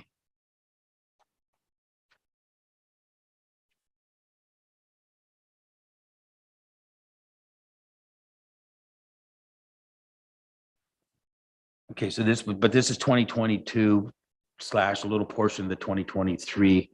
But what we're discussing here is the 2023. So it's going to be starting in this fall, carrying on to, again, the winter or the 2024. But we are talking 2022, that what they've used, which hasn't been dealt with.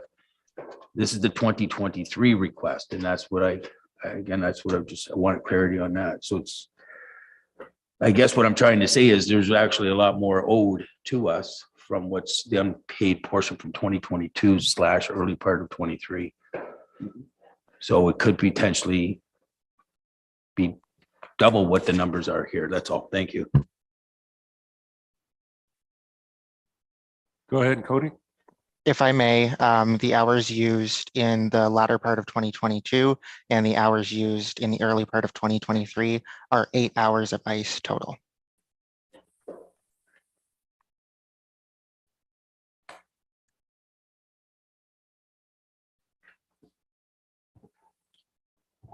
Okay. Carrie, Laura? Sure. Thank you, Mr. Mayor. So I understand where our deputy is going. It would be cleaner if council determined a grant amount, whether they use it for ice time or from leftover ice time, upcoming ice time. That would be the cleanest way for the organization and our organization to deal with this. To say that you're waiving ice time, there's a little bit of a gray area there because staff aren't clear. Is it ice time that has been used and future ice time? Or are we just talking about a grant from this year's budget that they can choose to allocate how they need to? That would be the cleanest way.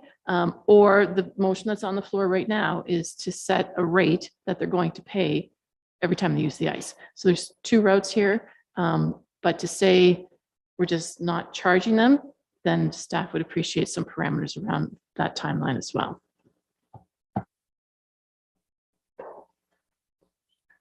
Councillor? Yeah, I agree. I think that's the cleanest way to do it. I would like to make a motion that we get. There's one on the floor already. Oh, there's a We have to motion. deal with Okay, that sorry. first. So, yeah, I think if we give them a grant sum, then they can clean up their ice time owing. And then going forward, they know that they have some money coming in. Like for an organization like this, I'm sure there's lots of groups out there would say, okay, I'll cover ice time this week or whatever. There's donation money out there available. So I think by us saying we give them free ice time, it does set that precedent, which creates a problem, I think, going forward, because we've not done that in the past. We've always refused giving free use of our facilities. We've always, it's always been an issue. So I think this would be a cleaner way of doing it. Make them a grant, give them a grant, let them figure out how they're going to use it. And they know going forward that they have to pay for ice time and how to come up with that money. So, thank you. All right, Tom, one. If I could, Mayor Echoes, through you to Clerk Echoes, could you please read the motion that's on the floor?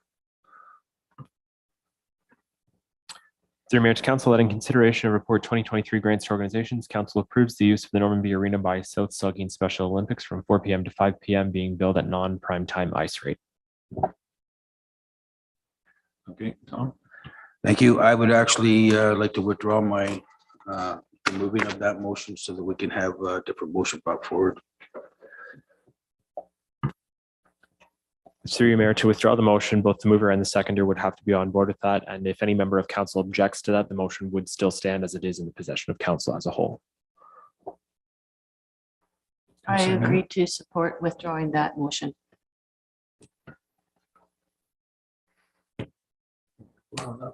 No, you don't need to vote on it.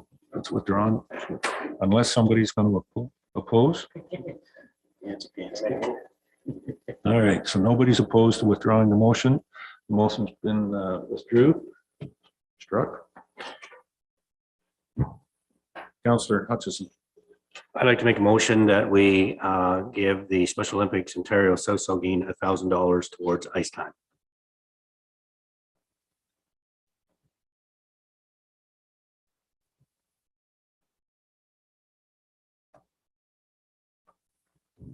Very good. Seconder?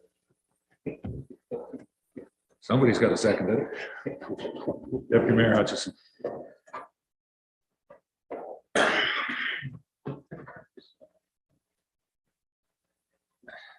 Oh, that's the whole thing. Tom?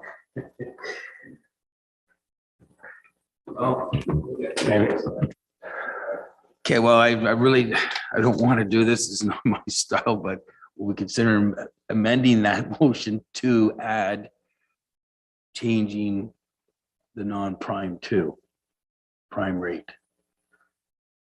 Is that significantly different, or is that? It's through you, Mayor. I wouldn't consider that an amendment. It's not germane with the original motion that's been moved, so I think that would be a subsequent motion.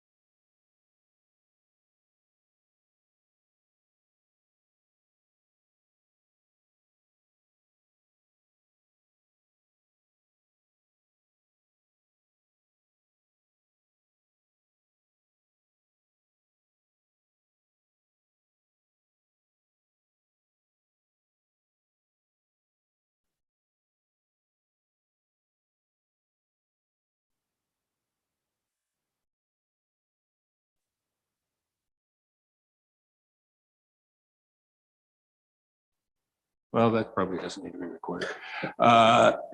So we will have that at a later date for consideration on the non-prime time ice time, and allow them for funding and for people to offset their ice time. Be a little bit easier for that Special Olympics going forward. Okay. That brings us back to Durham Hospital Foundation is requesting $25,000 for physician recruitment, incentives, residential retreat, and everything else. Any questions or comments? Councillor Shea. The foundation used to come to council requesting a bunch of things in dribs and drabs that we support. A fundraiser, we buy tickets, we give a grant for this, we give a grant for that. And a few years ago, were asked to sort of consolidate their requests into one most important to them request. And they identified this physician recruitment as the one thing that they would like us to support. A lot of other municipalities take physician recruitment on internally. And that's quite a big burden. I'm wondering if that's something we'd like to consider. But if that's not something we'd like to consider, I think we're getting a real deal by getting this physician recruitment undertaken for $25,000. It's a hard job. They do a good job of it. They keep getting people here, students, people just immigrant doctors who are just getting their approval.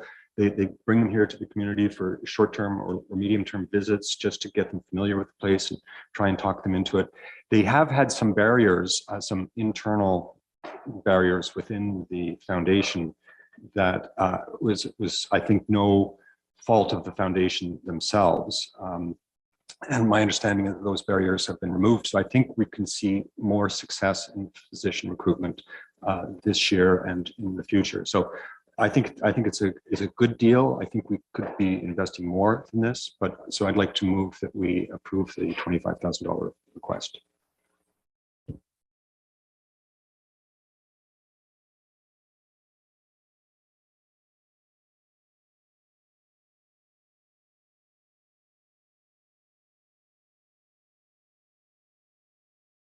Before I accept your motion, I just want to make clarification that my numbers are about right. There is $9,500 left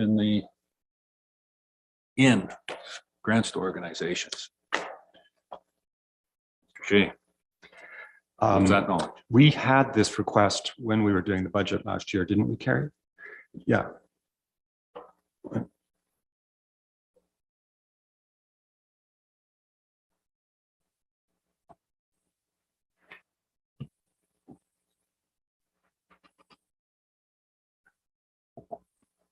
Through you, Mayor, just to help out Ms. Martin, I believe this request was submitted January 16th, 2023. Oh, okay.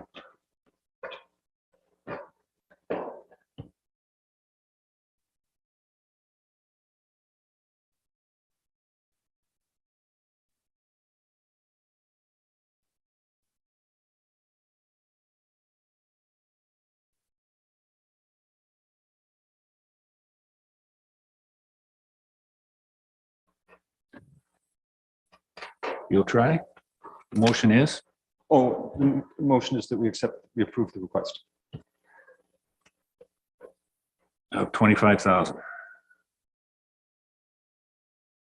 Okay. Do I have a seconder for that?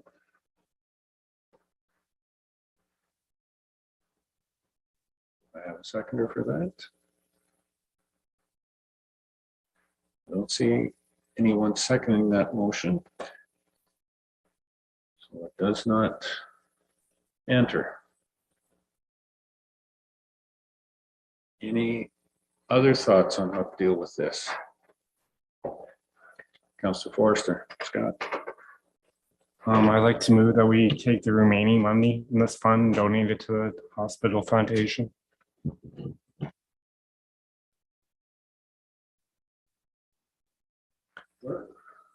Through you, Mayor, to Council Forrester, is it to be used for the intended purposes in the request or just being donated to them?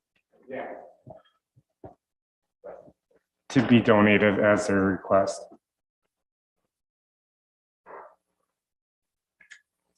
So it's motion moved to the remaining $9,500. Goes to the Durham Hospital Foundation for physician recruitment purposes.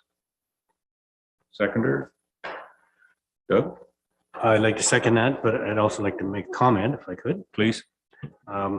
So, yeah, I agree. I agree with Councillor Shea that this is an onerous task. And I do think that we as a municipality could do more to help our hospitals recruit people. I think it's something we need to have a discussion on going forward because it is a big issue all across Ontario, if not Canada, in terms of not enough doctors.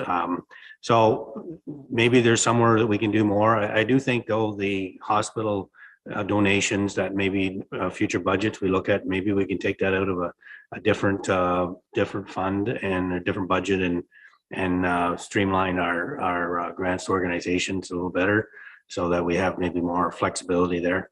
Yeah, I agree. Going forward, it's looking at in the past with last 2022, we did give them 10,000, so we're a little bit less. But again, it would be nice to be able to do more, but it's not in our budget right now. So that's why I second it. Okay, any other comments? Deputy Mayor Hutchison. Thank you, Mayor Echoes. I absolutely support this. I think this is a county, this should be on the county shoulders, in my opinion, doctor recruitment, but I'm going to leave that at that. I'm trying to work up there with that. The only concern I have is we're going to have a couple other smaller ones come forward throughout the year. And if we allocate the balance of the funds to the 95 and then we, whether it be the parade or whatever comes at us, some smaller requests, we're tying our hands for not being able to, and we may not see that till later on in the year as we usually do. So I just want to, keep a little bit back for them, or they just kind of, this is the end of it. And that's my only concern, but I'll support whatever needs to be done for, obviously, doctor recruitment. Thank you. Okay, anything further? Jeffrey? I just think it's strange. I think it's a strange image that we're creating, that we're contributing $13,000 a year to the Markdale Hospital and $9,000 a year to our own hospital. But this seems to be the direction that council is going. I hope that we will be able to address this more completely at budget time next year and sort of balance these needs against other competing needs in the community. Just a comment. Thank you. Very good. Any other comments? Joyce, Councillor New? Just for observation, it is showing previous years donations to Durham. In 2019 was 12.5, 2020 was 13, 2021 was 13.5, and last year was 10. So it'd be nice maybe we could bump it up to $500 or something, but again, where's that money going to come from? But just for observation, we're not totally too far off. Thank you. Just for clarification, in reality, in 2019, I believe it was 17.5 that was donated to the hospital. So it was 5,000 for the gala that we had sponsored for a number of years for the foundation portions of it. Anyways, good conversation. Ready to call the question? All those in favor? Any opposed? Motion is carried. That's it for donations to groups for the rest of the year. We'll take just a quick 5-minute break.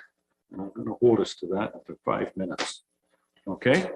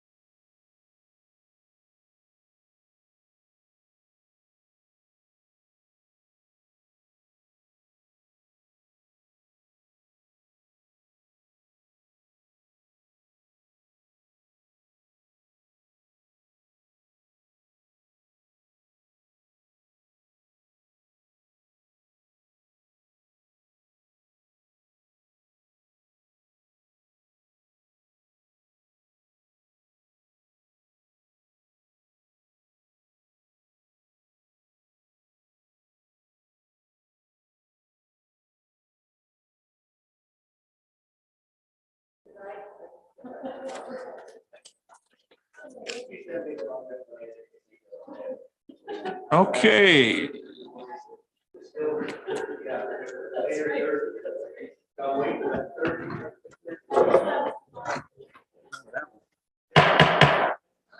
Call the meeting back to order. Yeah, we'll use that one.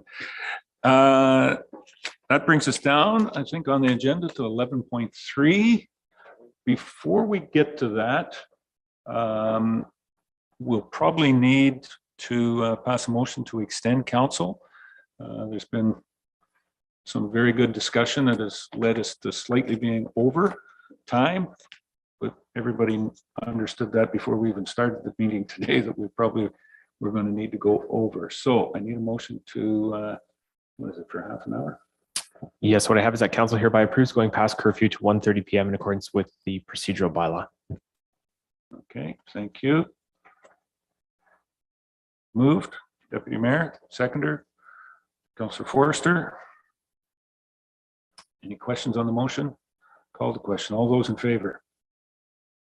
Any opposed? That's carried. Okay. 11.3, 11.3.1, zoning amendment from Mark Dustin and Caitlin Dustin. And Laura Lee, is she there, or does she want to step in on this one? Recommendation that in consideration staff report ZA 1023, Dustin, Mark, Dustin, Caitlin, council direct staff to bring forward a bylaw to authorize the passage of a zoning bylaw amendment. Mover and seconder for that. Moved by Deputy Mayor Hutchison, second by Councillor Hutchison. Any more comments or thoughts on this one? Manager of Planning, Laura Lee. Thank you. Through you, Mr. Mayor. I'm just happy to provide any further clarification as required by council at this time. Okay. Any comments on the motion? Any questions for Laura Lee? Very straightforward from the public meeting this morning. Call the question. All those in favor? Any opposed? That is carried. Next one might not be as easy. Okay, the next one from Laura Lee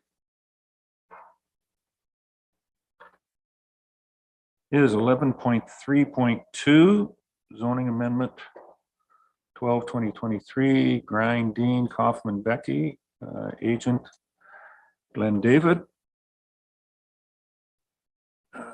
That in consideration of staff report ZA 12/2023, Grind, Dean, Kaufman, Becky, and David Glenn, council refuses a zoning bylaw amendment. Somebody want to move and second that?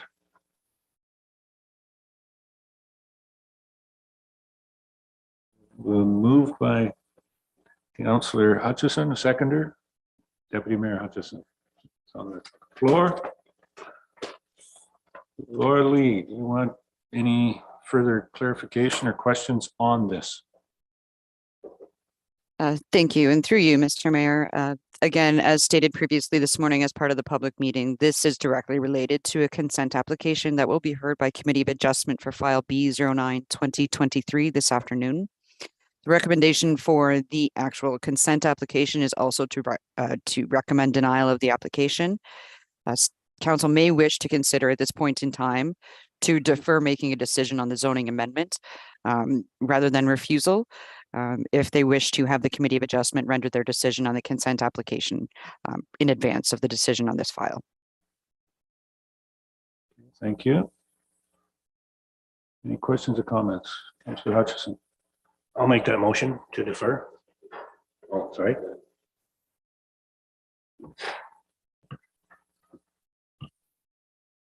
Through Mayor to members of council, we do have a motion on the floor. So again, at this point in time, the motion that's currently on the floor would have to be withdrawn by the mover and seconder. And then if there are no objections from council, then that motion would be withdrawn.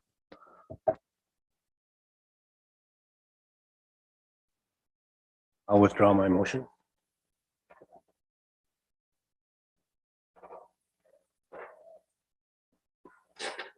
Just for clarification, defer the motion that is to a further council meeting would be in order. Just wanted to point that. Through you, yes, you can defer the motion that's made at this point in time. I think for clarity, for ease of reference for the public as well, just deferring the whole report decision at all to the next meeting may be easier.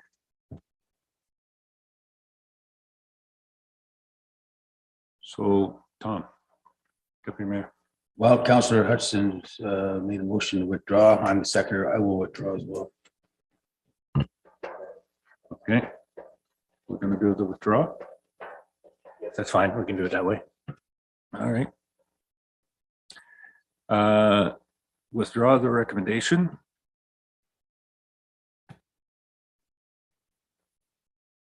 Now, Deputy Mayor, we still got to deal with the. Now I'll make a motion to defer this one. Defer the report? Defer the report after to a future meeting. How's that?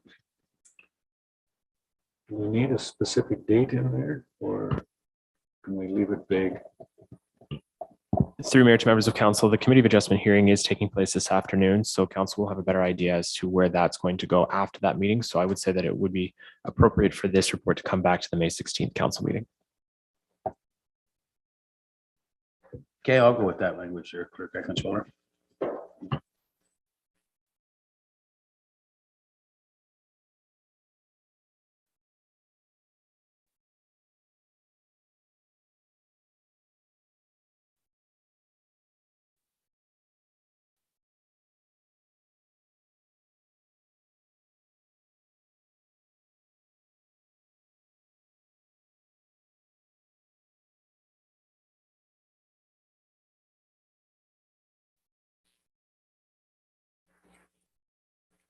That is, yeah, it is.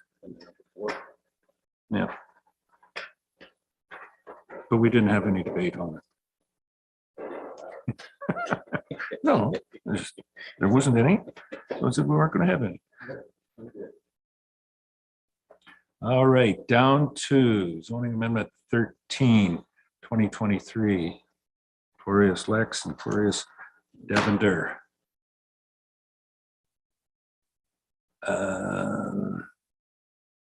How do we want to deal with this one? We want to make a motion for the recommendation.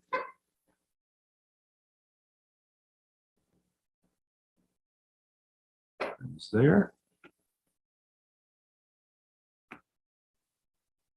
Thank you, Scott. Councillor Forrester, move. I'll make the motion that we follow the planner's advice. Okay. All the recommendation that's there, seconder, Councillor Hutchison. Thank you. I have a motion on the floor. Anything further on this, Laura Lee?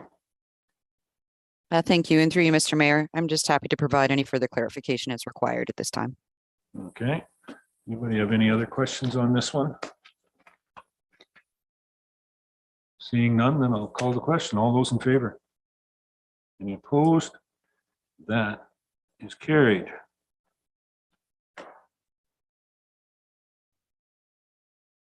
The next one is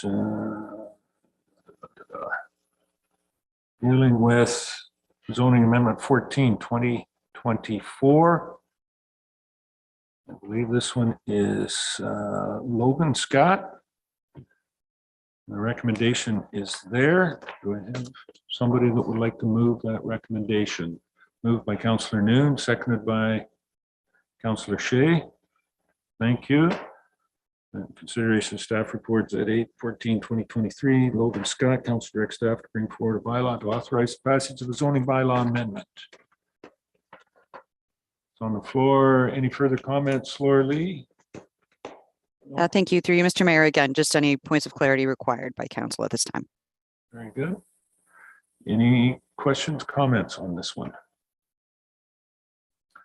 Call the question then. All those in favor? Any opposed? That is carried. And the last one, dealing with zoning amendment, excuse me, 2018. 2023, Holloway Sean, Holloway Stacy. I think that we have a recommendation there. Moved by Deputy Mayor Hutchison, seconder. Councillor Forrester. Thank you, Scott.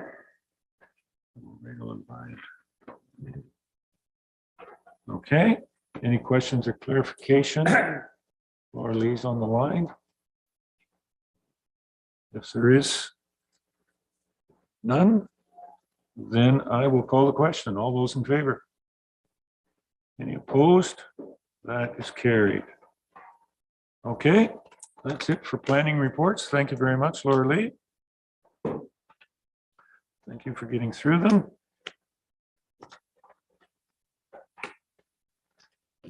Down to 11.4. Good morning, Mr. Shipwreck. Carl, welcome.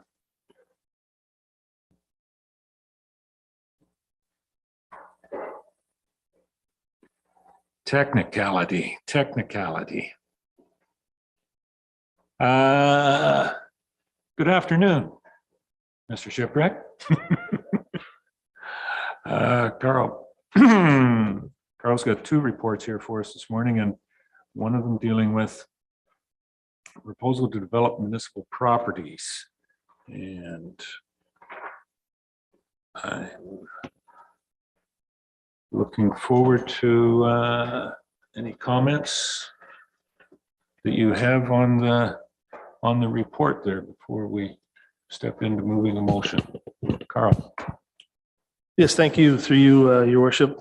This report deals with two properties in the municipality that my department, we have interest in developing, one for residential purposes, one for industrial commercial purposes. I believe the report has most of the information in it, and I'm happy to answer any questions. I guess what I'm looking for is direction from council is to, if the municipality is interested in looking at and moving towards developing these properties as a municipality, rather than just selling the properties as a whole to another developer to develop on their own.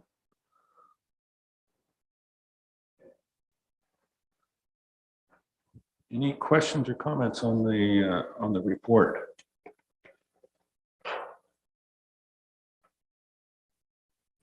Councilor Hutchison, Doug? Just the first one having to do with the property which the new police station will go on. So the development would be to the west of the roadway that would go through. Carl, is that correct? I'm not just sure where the housing part comes in there.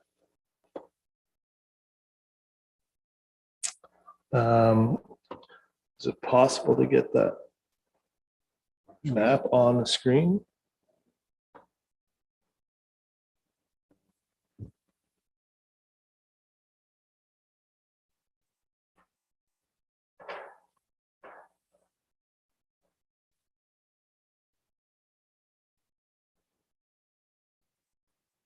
Would be the other map.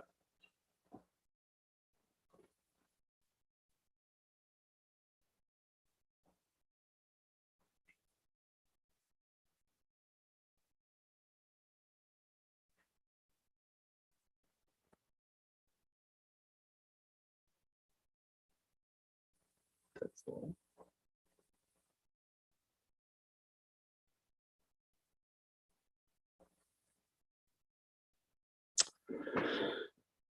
So currently as proposed, you can see the development for the police station there with the driveway off of Gray Road 4.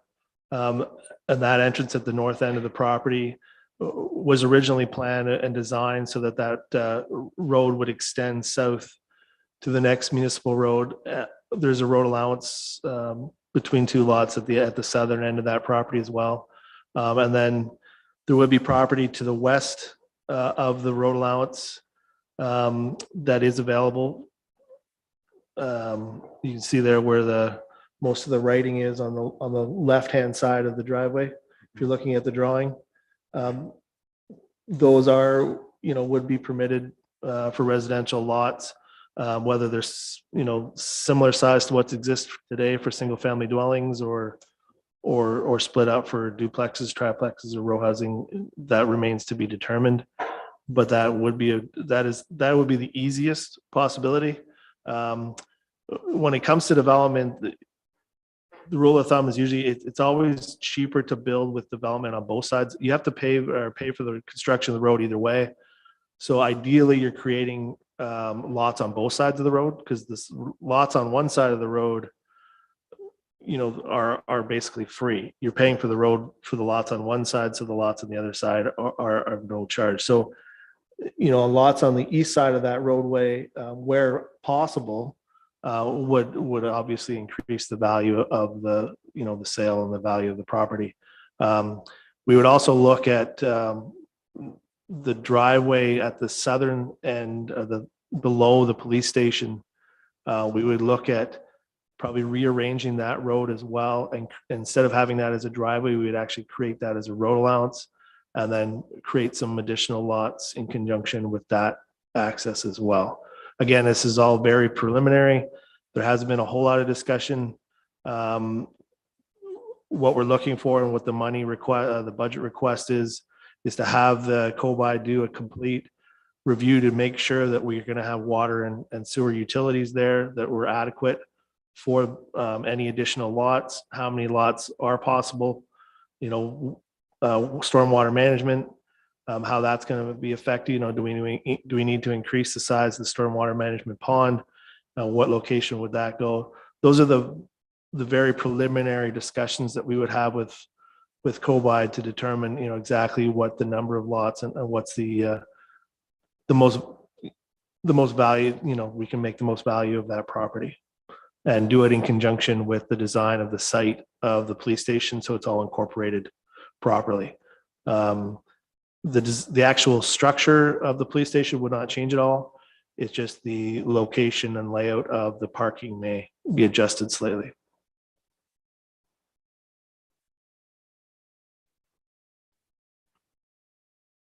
Okay. Yeah, so you mentioned about whether it's something that we would take on or whether we would sell off to contracts. Like basically, when we build a police station, somebody has to put the roadways in and whatnot, right? So whether that's done through us or whether that's contracted out or whatever.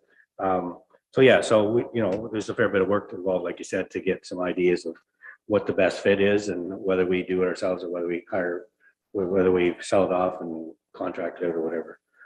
So that it's great, good idea, I think. Looks exciting, and I think we knew from the get-go that there was potential for housing in that area. So I think it's worthwhile pursuing for sure. Okay, thank you. Further, Councillor New, Joyce? Well, thank you. Further to that, I think there's properties north of Gray Road 4, like across the road, and east of that, west, that currently aren't on sewer. Is that correct? Yeah, so at the same time then, would you look at maybe incorporating some of those properties to be on municipal sewer? I believe they're all on water, but they're just not on sewer. There are some lots north of Highway 4 and west of the police station location there that aren't on sewer. I believe that was looked at as part of the Durham Road redevelopment. And I believe the issue is just a flow. It's lower in that area than the sewer location, so they would need some kind of pumping station. But we can definitely look at that as part of this as well. But I believe they would still require some type of a pumping station, which would get pretty expensive for the number of houses that are in that location. I think there was some of that study was done a number of years ago in that corner, and I imagine we still have some of that background work, if memory serves me right, that up to Bruce Street, we're maxed out where it can get to it at College Street there. And some of those ones to the west would need a pumping station to get there, and that would be under the guise of the development of all of that property, whether it be on the north or the south side of Highway 4. And if I may, your worship, there is development on the north side of the property just down the road here, subdivision proposed that they're working through their approvals. And they will also require a pumping station for their water or for their sewer wastewater. So it may be better to look at incorporating those additional lots into that design rather than into the police station design. Good future vision. Good question, Joyce. Okay. There is a recommendation in Carl's report.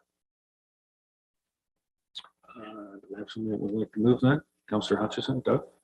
I can move that, but I also had a question about the industrial part in Newstead, if I could. Okay, well, I'll get a seconder and then you can comment on it. Seconder, Councillor Noon. And questions? Yeah, Councillor so I think it's great that we're looking at selling off or getting some of those lots ready in Newstead. There's been interest in the past. I don't know how far it's gone. It was interesting when we did our little tour down in Southgate, and I mentioned to I think to Laura that when I toured the one structure across the road from the Ice River Springs building there, Calhoun's, I guess it was, Calhoun's put a building in there. I think it was the economic development person there was saying that they had a list of people that wanted to build in their industrial park. And I'm thinking if they have a list and they were picking and choosing who they could, put in their industrial park, then there's definitely demand out there. So we need to get on board and get ours ready. So my question is to our director is how much work is there to get this ready? Like obviously we have water and sewers in that area. It looks like to me it's something that we as a municipality could get these lots shovel ready for in the near future. Is that correct? Through your worship, that's the intent. Yeah, we would work with the engineer to confirm that there is capacity for water and sewer in the existing infrastructure that's available, and what would be required to extend it to all the lots. We would provide, ideally in the end, those lots would all be fully serviced, water, sewer, and a big one for industrial commercial use is the requirement for on-site water for firefighting. So there's that additional requirement as well. So we would make sure that all those services would be available. And ideally, we would bring back to council report, say this is what it's going to cost to fully develop X number of lots. And then, what those lots would be, not just what we'd be able to sell the lots for, but the economic development and, the prosperity for the municipality and what that would bring in future tax dollars as well, and jobs and things for the municipality. So. Okay. Anything further on this from Carl's report? Motion's duly moved and seconded. Call the question. All those in favor? Opposed? That is carried. Okay. Next report Carl has is a private-public partnership going forward. And that report from JT Excavating regards to rebuild Park Street and refund fees.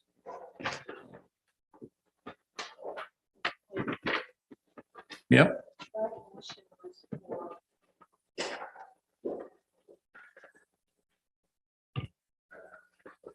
That motion was for the police lot, but is there anything moving forward with the industrial lot in Newstead about services, or is that just brought forward as information?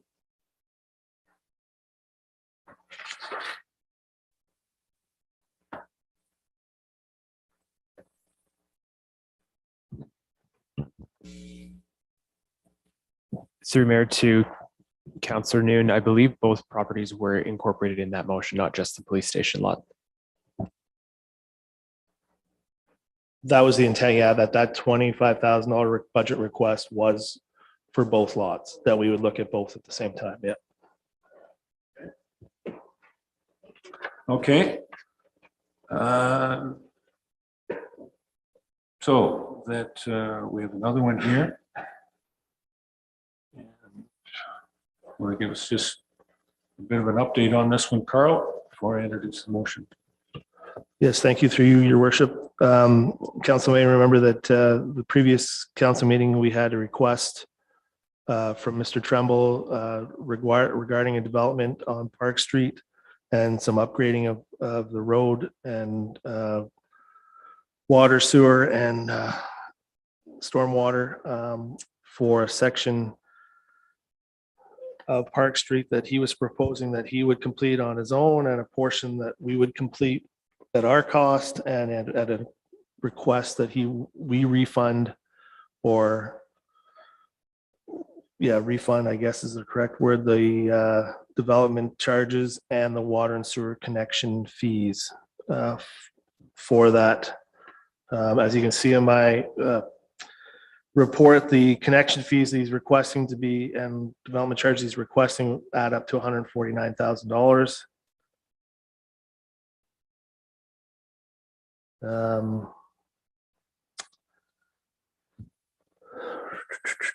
And don't have, looks like, is there a section of this report missing?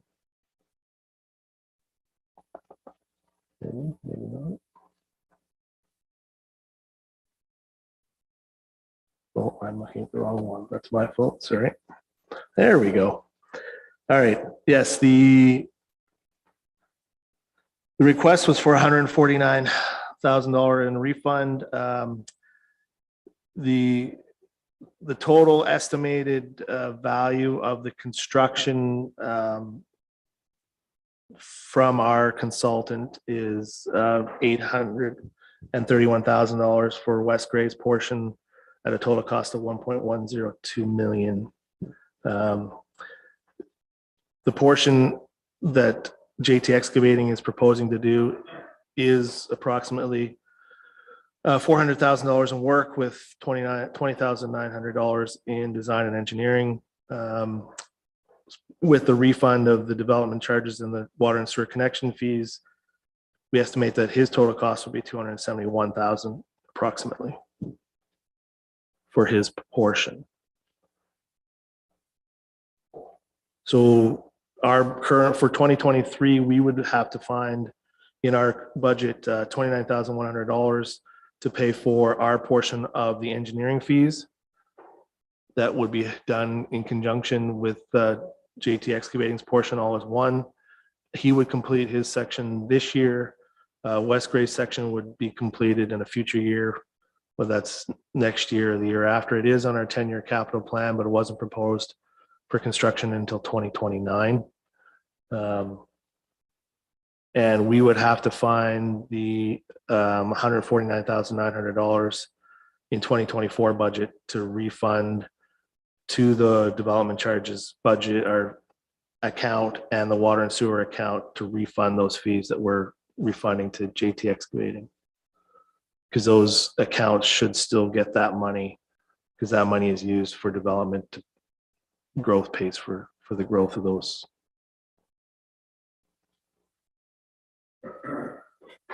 Okay. Any questions? Doug, Councilor Hutchison.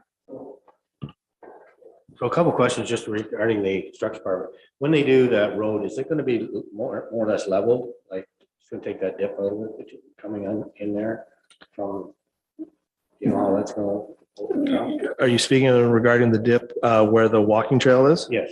Yeah, so his portion would be from this side of the walking trail at the top of that little knoll heading west.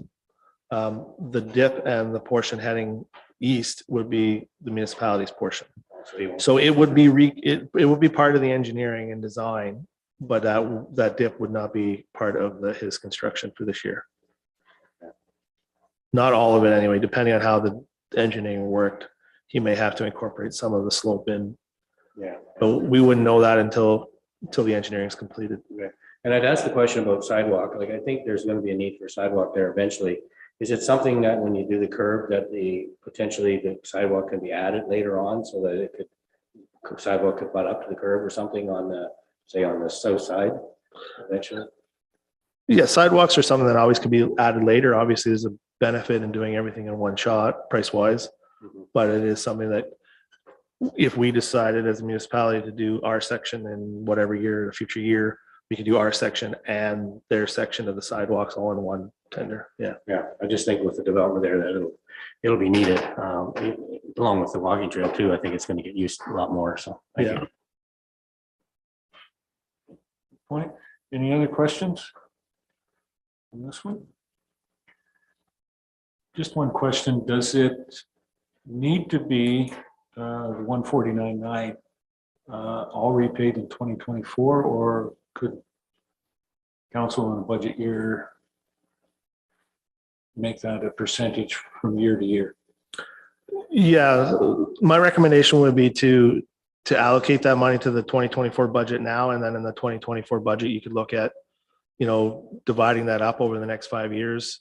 If you didn't want to pay it back all in one set, Carrie would have a better understanding of exactly, you know, the process there, but it doesn't necessarily wouldn't necessarily have to be all repaid in one shot.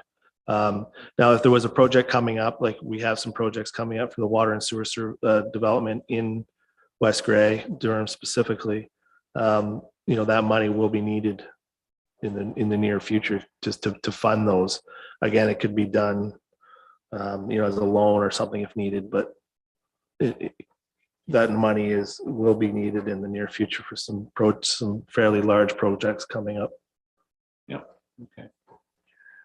Okay, we have a recommendation there. Good discussion. Do I have a mover? And or a seconder? Moved by Councillor Shea.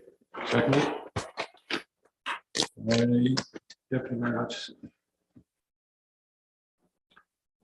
So that the motion and consideration of staff report JT excavating request to rebuild Park Street and refund fees. Council directs staff to complete the engineering, urbanization of 550 meters of Park Street, transfer up to 30,000 from the capital reserve to pay for engineering for approximately 320 meters of Park Street, enter into an agreement with JT excavating for urbanization and installation of underground utilities for approximately 230 meters of Park Street at their cost, and include 149,953 to repay development charges, 48,000 to repay water connection charges, and 48 to repay sanitary sewer connection charges in the 2024 budget. Any further questions on the motion? Call the question. All those in favor? Any opposed?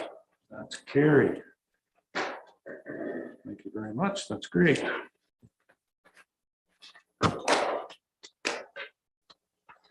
Okay. That's it for your reports, Carl. Questions? In accordance with West Grey procedural bylaw, members, verification of previous agenda items. Any questions? Whoa, whoa. It's better looking this way. Doug, you don't have any. Okay, good. Whoa. Yeah, all at once. Okay, start. Tom. Deputy Mayor. Thank you. I'll take us right to 1:30 and we can adjourn, sir. Anyways, so I do have a couple questions. First one is regarding the hazmat trailer or the for the paint cans and whatnot. I've got a lot of people asking. I myself was at the landfill and we have no knowledge of what's going on. So I'd like an update on where we're at with that one for my first question, please. Jeff. Good afternoon, and through your worship, we are now in receipt of the hazardous waste trailer, and training is scheduled for May 17th. Thank you, sir. So that would May 17th, and how would it be an immediate response or a rollout after that, or is there a certain time? I would anticipate that we would start immediately after the training. Okay, I appreciate that. I just wondered, you know, if something we could get posted to get that knowledge out to the landfills, because there's quite a few people asking. I just don't want to see the ditches full of that. My second question is regarding black garbage bags that are going into the landfill. I was there. I did see a truck ahead of me that had several bags. I thought we were only clear, and I want to know what we're going to do to mitigate the use of that, because I think we're contaminating our landfills. Everybody's trying to do their due diligence. And I think they should be outright refused. I know the staff don't have time to open up and investigate what's in there. So I'm just curious what we're going to do to stop that. Thank you. Through you, your worship, that was brought to my attention last week, and further direction has been, and education has been provided to staff. For a first offender, it will be open up and check it, and if they are a repeat offender, it'll simply be refused. I appreciate that. So I guess I've been out to, well, but if they're very, very busy there, they don't have the time to always do that, because they're trying to obviously get the public through it. And that's where I think there's, you know, I think there comes a time where if the weather is not the greatest, they may not feel like getting out there. So I just don't understand why we're even allowing one first-time users, because it was always, to my understanding, it was clear bags only. So I'm glad you have addressed it, and I appreciate that. Thank you. Okay. Counselor Forrester, we'll just go on down the line here on this side. Yep. All right, Scott. Tom took my one question, but my second question is update on the bridge and culvert work from our budget meetings. Through you, your worship, Bridge 44, the one on the north line, we expect there to be a tender going out prior to discussing the 2024 budget. Travertine, I apologize if I said that wrong, bridge. Yes, thank you. There is a demolition permit that is scheduled to go out in May, early June, with work to be completed this year. Culvert 189, we're now in receipt of our permit from DFO. That tender is now being finalized. The permit itself will be an attachment to it. So it'll be going out shortly, and we should know the results of that by the end of the month. And the other major component are the Olson reports. The field work is now complete, and we should be seeing reports coming in over the course of the summer. All right, thank you. Mr. Shea, Jeff? Thank you, Mayor. Jeff, we've had some discussions in the past about speed reductions, including potentially on Glen 23, based on some citizen inquiries. And I believe that you said to me, maybe off the record, that speed reductions or speed limits throughout the municipality are something that are reviewed on an annual basis, and that, you know, if there were anything needed, it would be done according to that sort of schedule, which is fine. And I was just curious what that schedule is, like when that would happen, and would that be something that would come to council? I just want to sort of be able to answer people who ask me questions about this. And if this is putting you on the spot, I could easily get the answer at another date. I don't need the answer right now. Through you, your worship, I will make an effort to answer that, but if I need further clarification, I'll have to get back to you. Generally, annually, we monitor traffic counts as opposed to traffic speeds as a part of a key component of our rehabilitation strategy. If there's any significant alteration required of horizontal or vertical alignment, then we would review speeds, but reviewing posted speed limits is not part of the annual data collection for road rehabilitation strategy. Okay, thank you. Down to the end. Counselor Noon, Joyce. Thank you. This question, I'm not sure, maybe if the director of, or the manager of Public Works can answer, but Carl had mentioned about the 10-year plan. I was just wondering if we could be provided with a copy of that plan, just for observation, as for future, kind of what's been kind of selected, or what's part of that 10-year plan.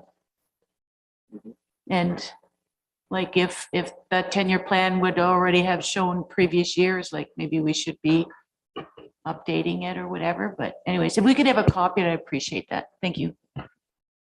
Through your worship, I believe the copy of the 10-year capital plan for roads was included as part of the budget package. So we'll double check, and if it wasn't included, we'll make sure you get a copy, but I believe it was in there.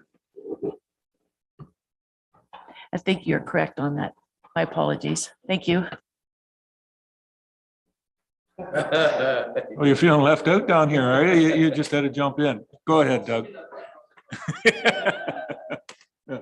Well, being that Jeff's on the hot seat, I'll have a question for him. I'm just curious. We had some discussions earlier and about parking, 2-hour parking on Lambton Street, east and west, but it's particular east. And I believe there were supposed to be some signs going up, but they keep watching for them and I haven't seen any yet. So I'm just wondering if you're aware of that or whether it's in the works, but there has been an issue with parking extended period of time on Lambton Street east in front of the post office, that area. And there's supposed to be 2-hour parking signs there. It's on Garifrax, but there's none there in that section. So can you look into that for us, please, Jeff? Through your worship, the clerk brought that to my attention. We reviewed it with the police chief and we have ordered signs. Upon their arrival, we will schedule their installation.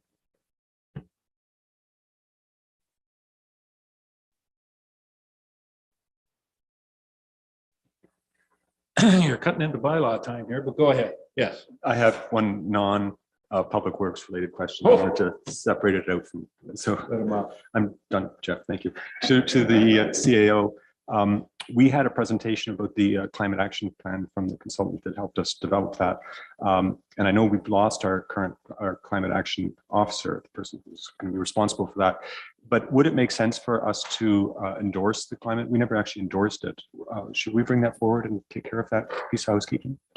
Yes, through you, Mr. Mayor, and thank you, Councillor Shea. This actually is kind of a public works question because that falls under his portfolio. However, our intention was to bring it back with a bit of a plan of implementation as well as just endorsing the plan in its entirety. So the recruitment is underway for the replacement for the environment officer.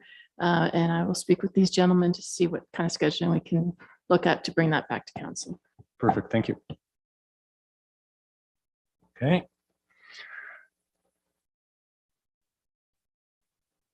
Good. No more questions.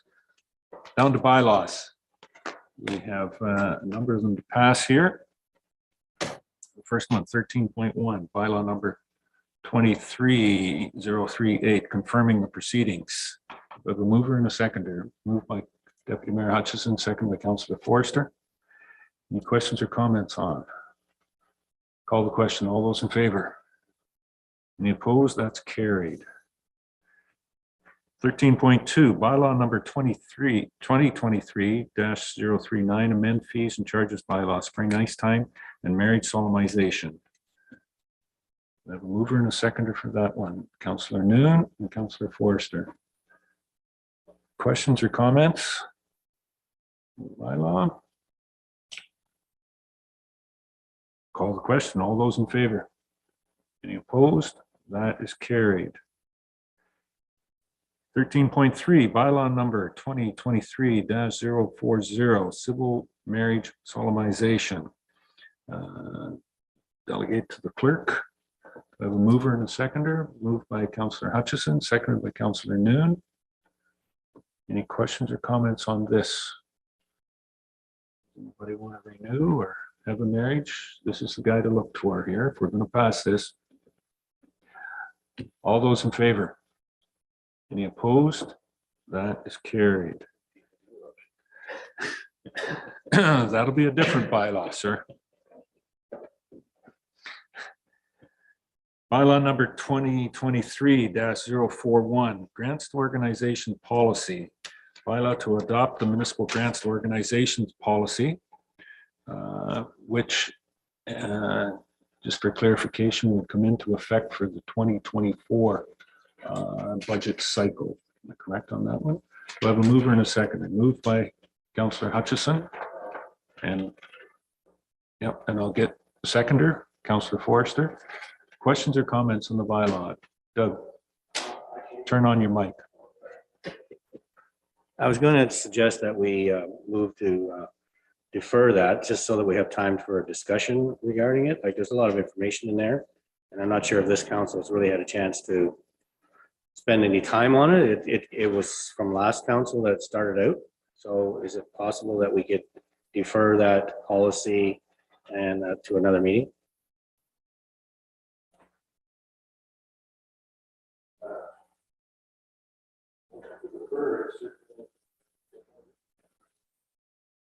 I think it's worth having a discussion on. I don't know if we really, yes.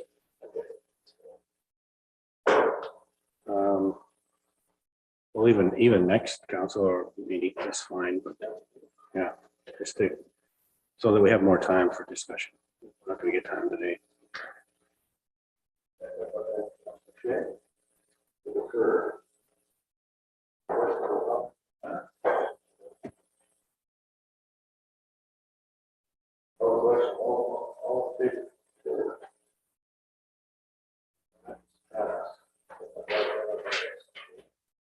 $13.5.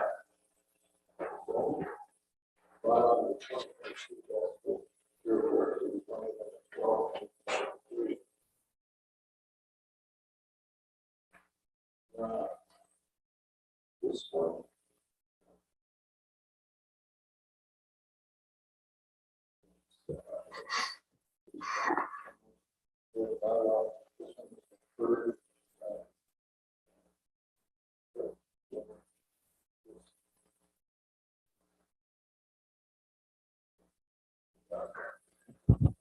I'll move to defer. Thank you. Good.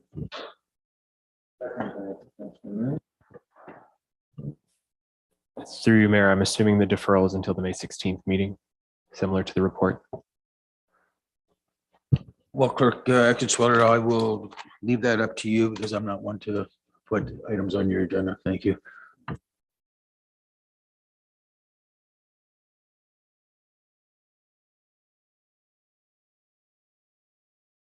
You can put in whatever number you want. Okay, motion to defer that bylaw 042 until a further council meeting.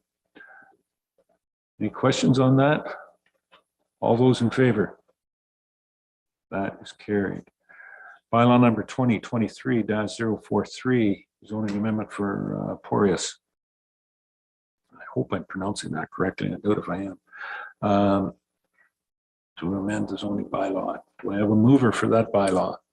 Moved by Councillor Forrester, seconded by Councillor Noon. For bylaw number 2023-043. Any questions or comments on the motion? Call the question. All those in favor? Any opposed? Carried.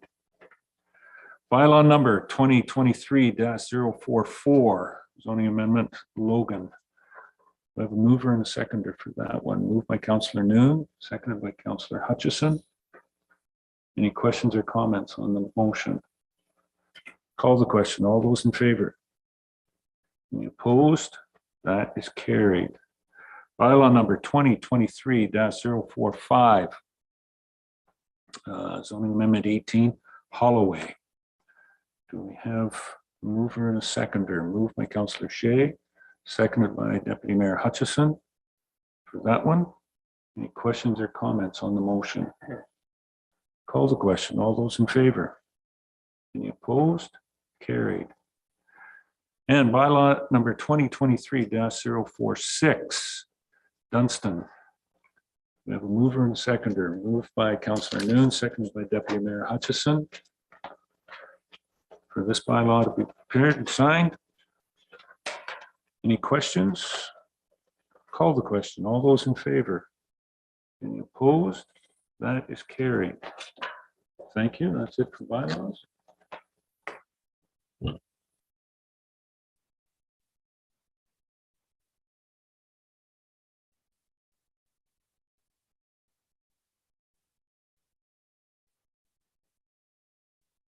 I don't know. New business. I have a notice of motion from Councillor Forrester. Jamie, do you want to introduce that or?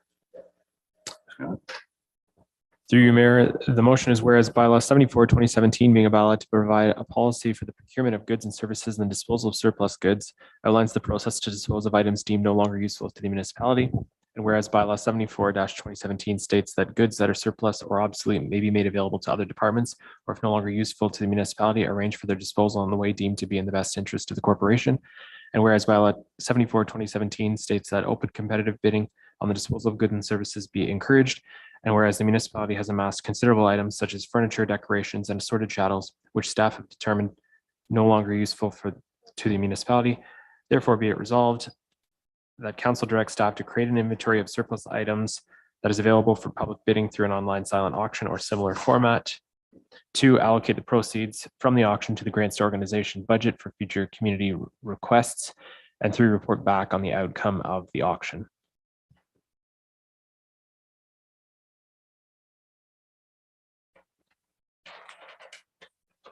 Okay. That is the motion introduced by Councillor Forrester. Just wait a second if we got that. Yes.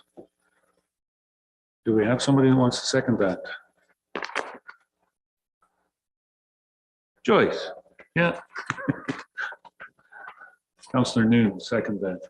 Any comments, questions, or thoughts on this? Surprisingly, we heard at County Council last week, Chatsworth does do something like this. I believe it was on Saturday at the Desborough Arena.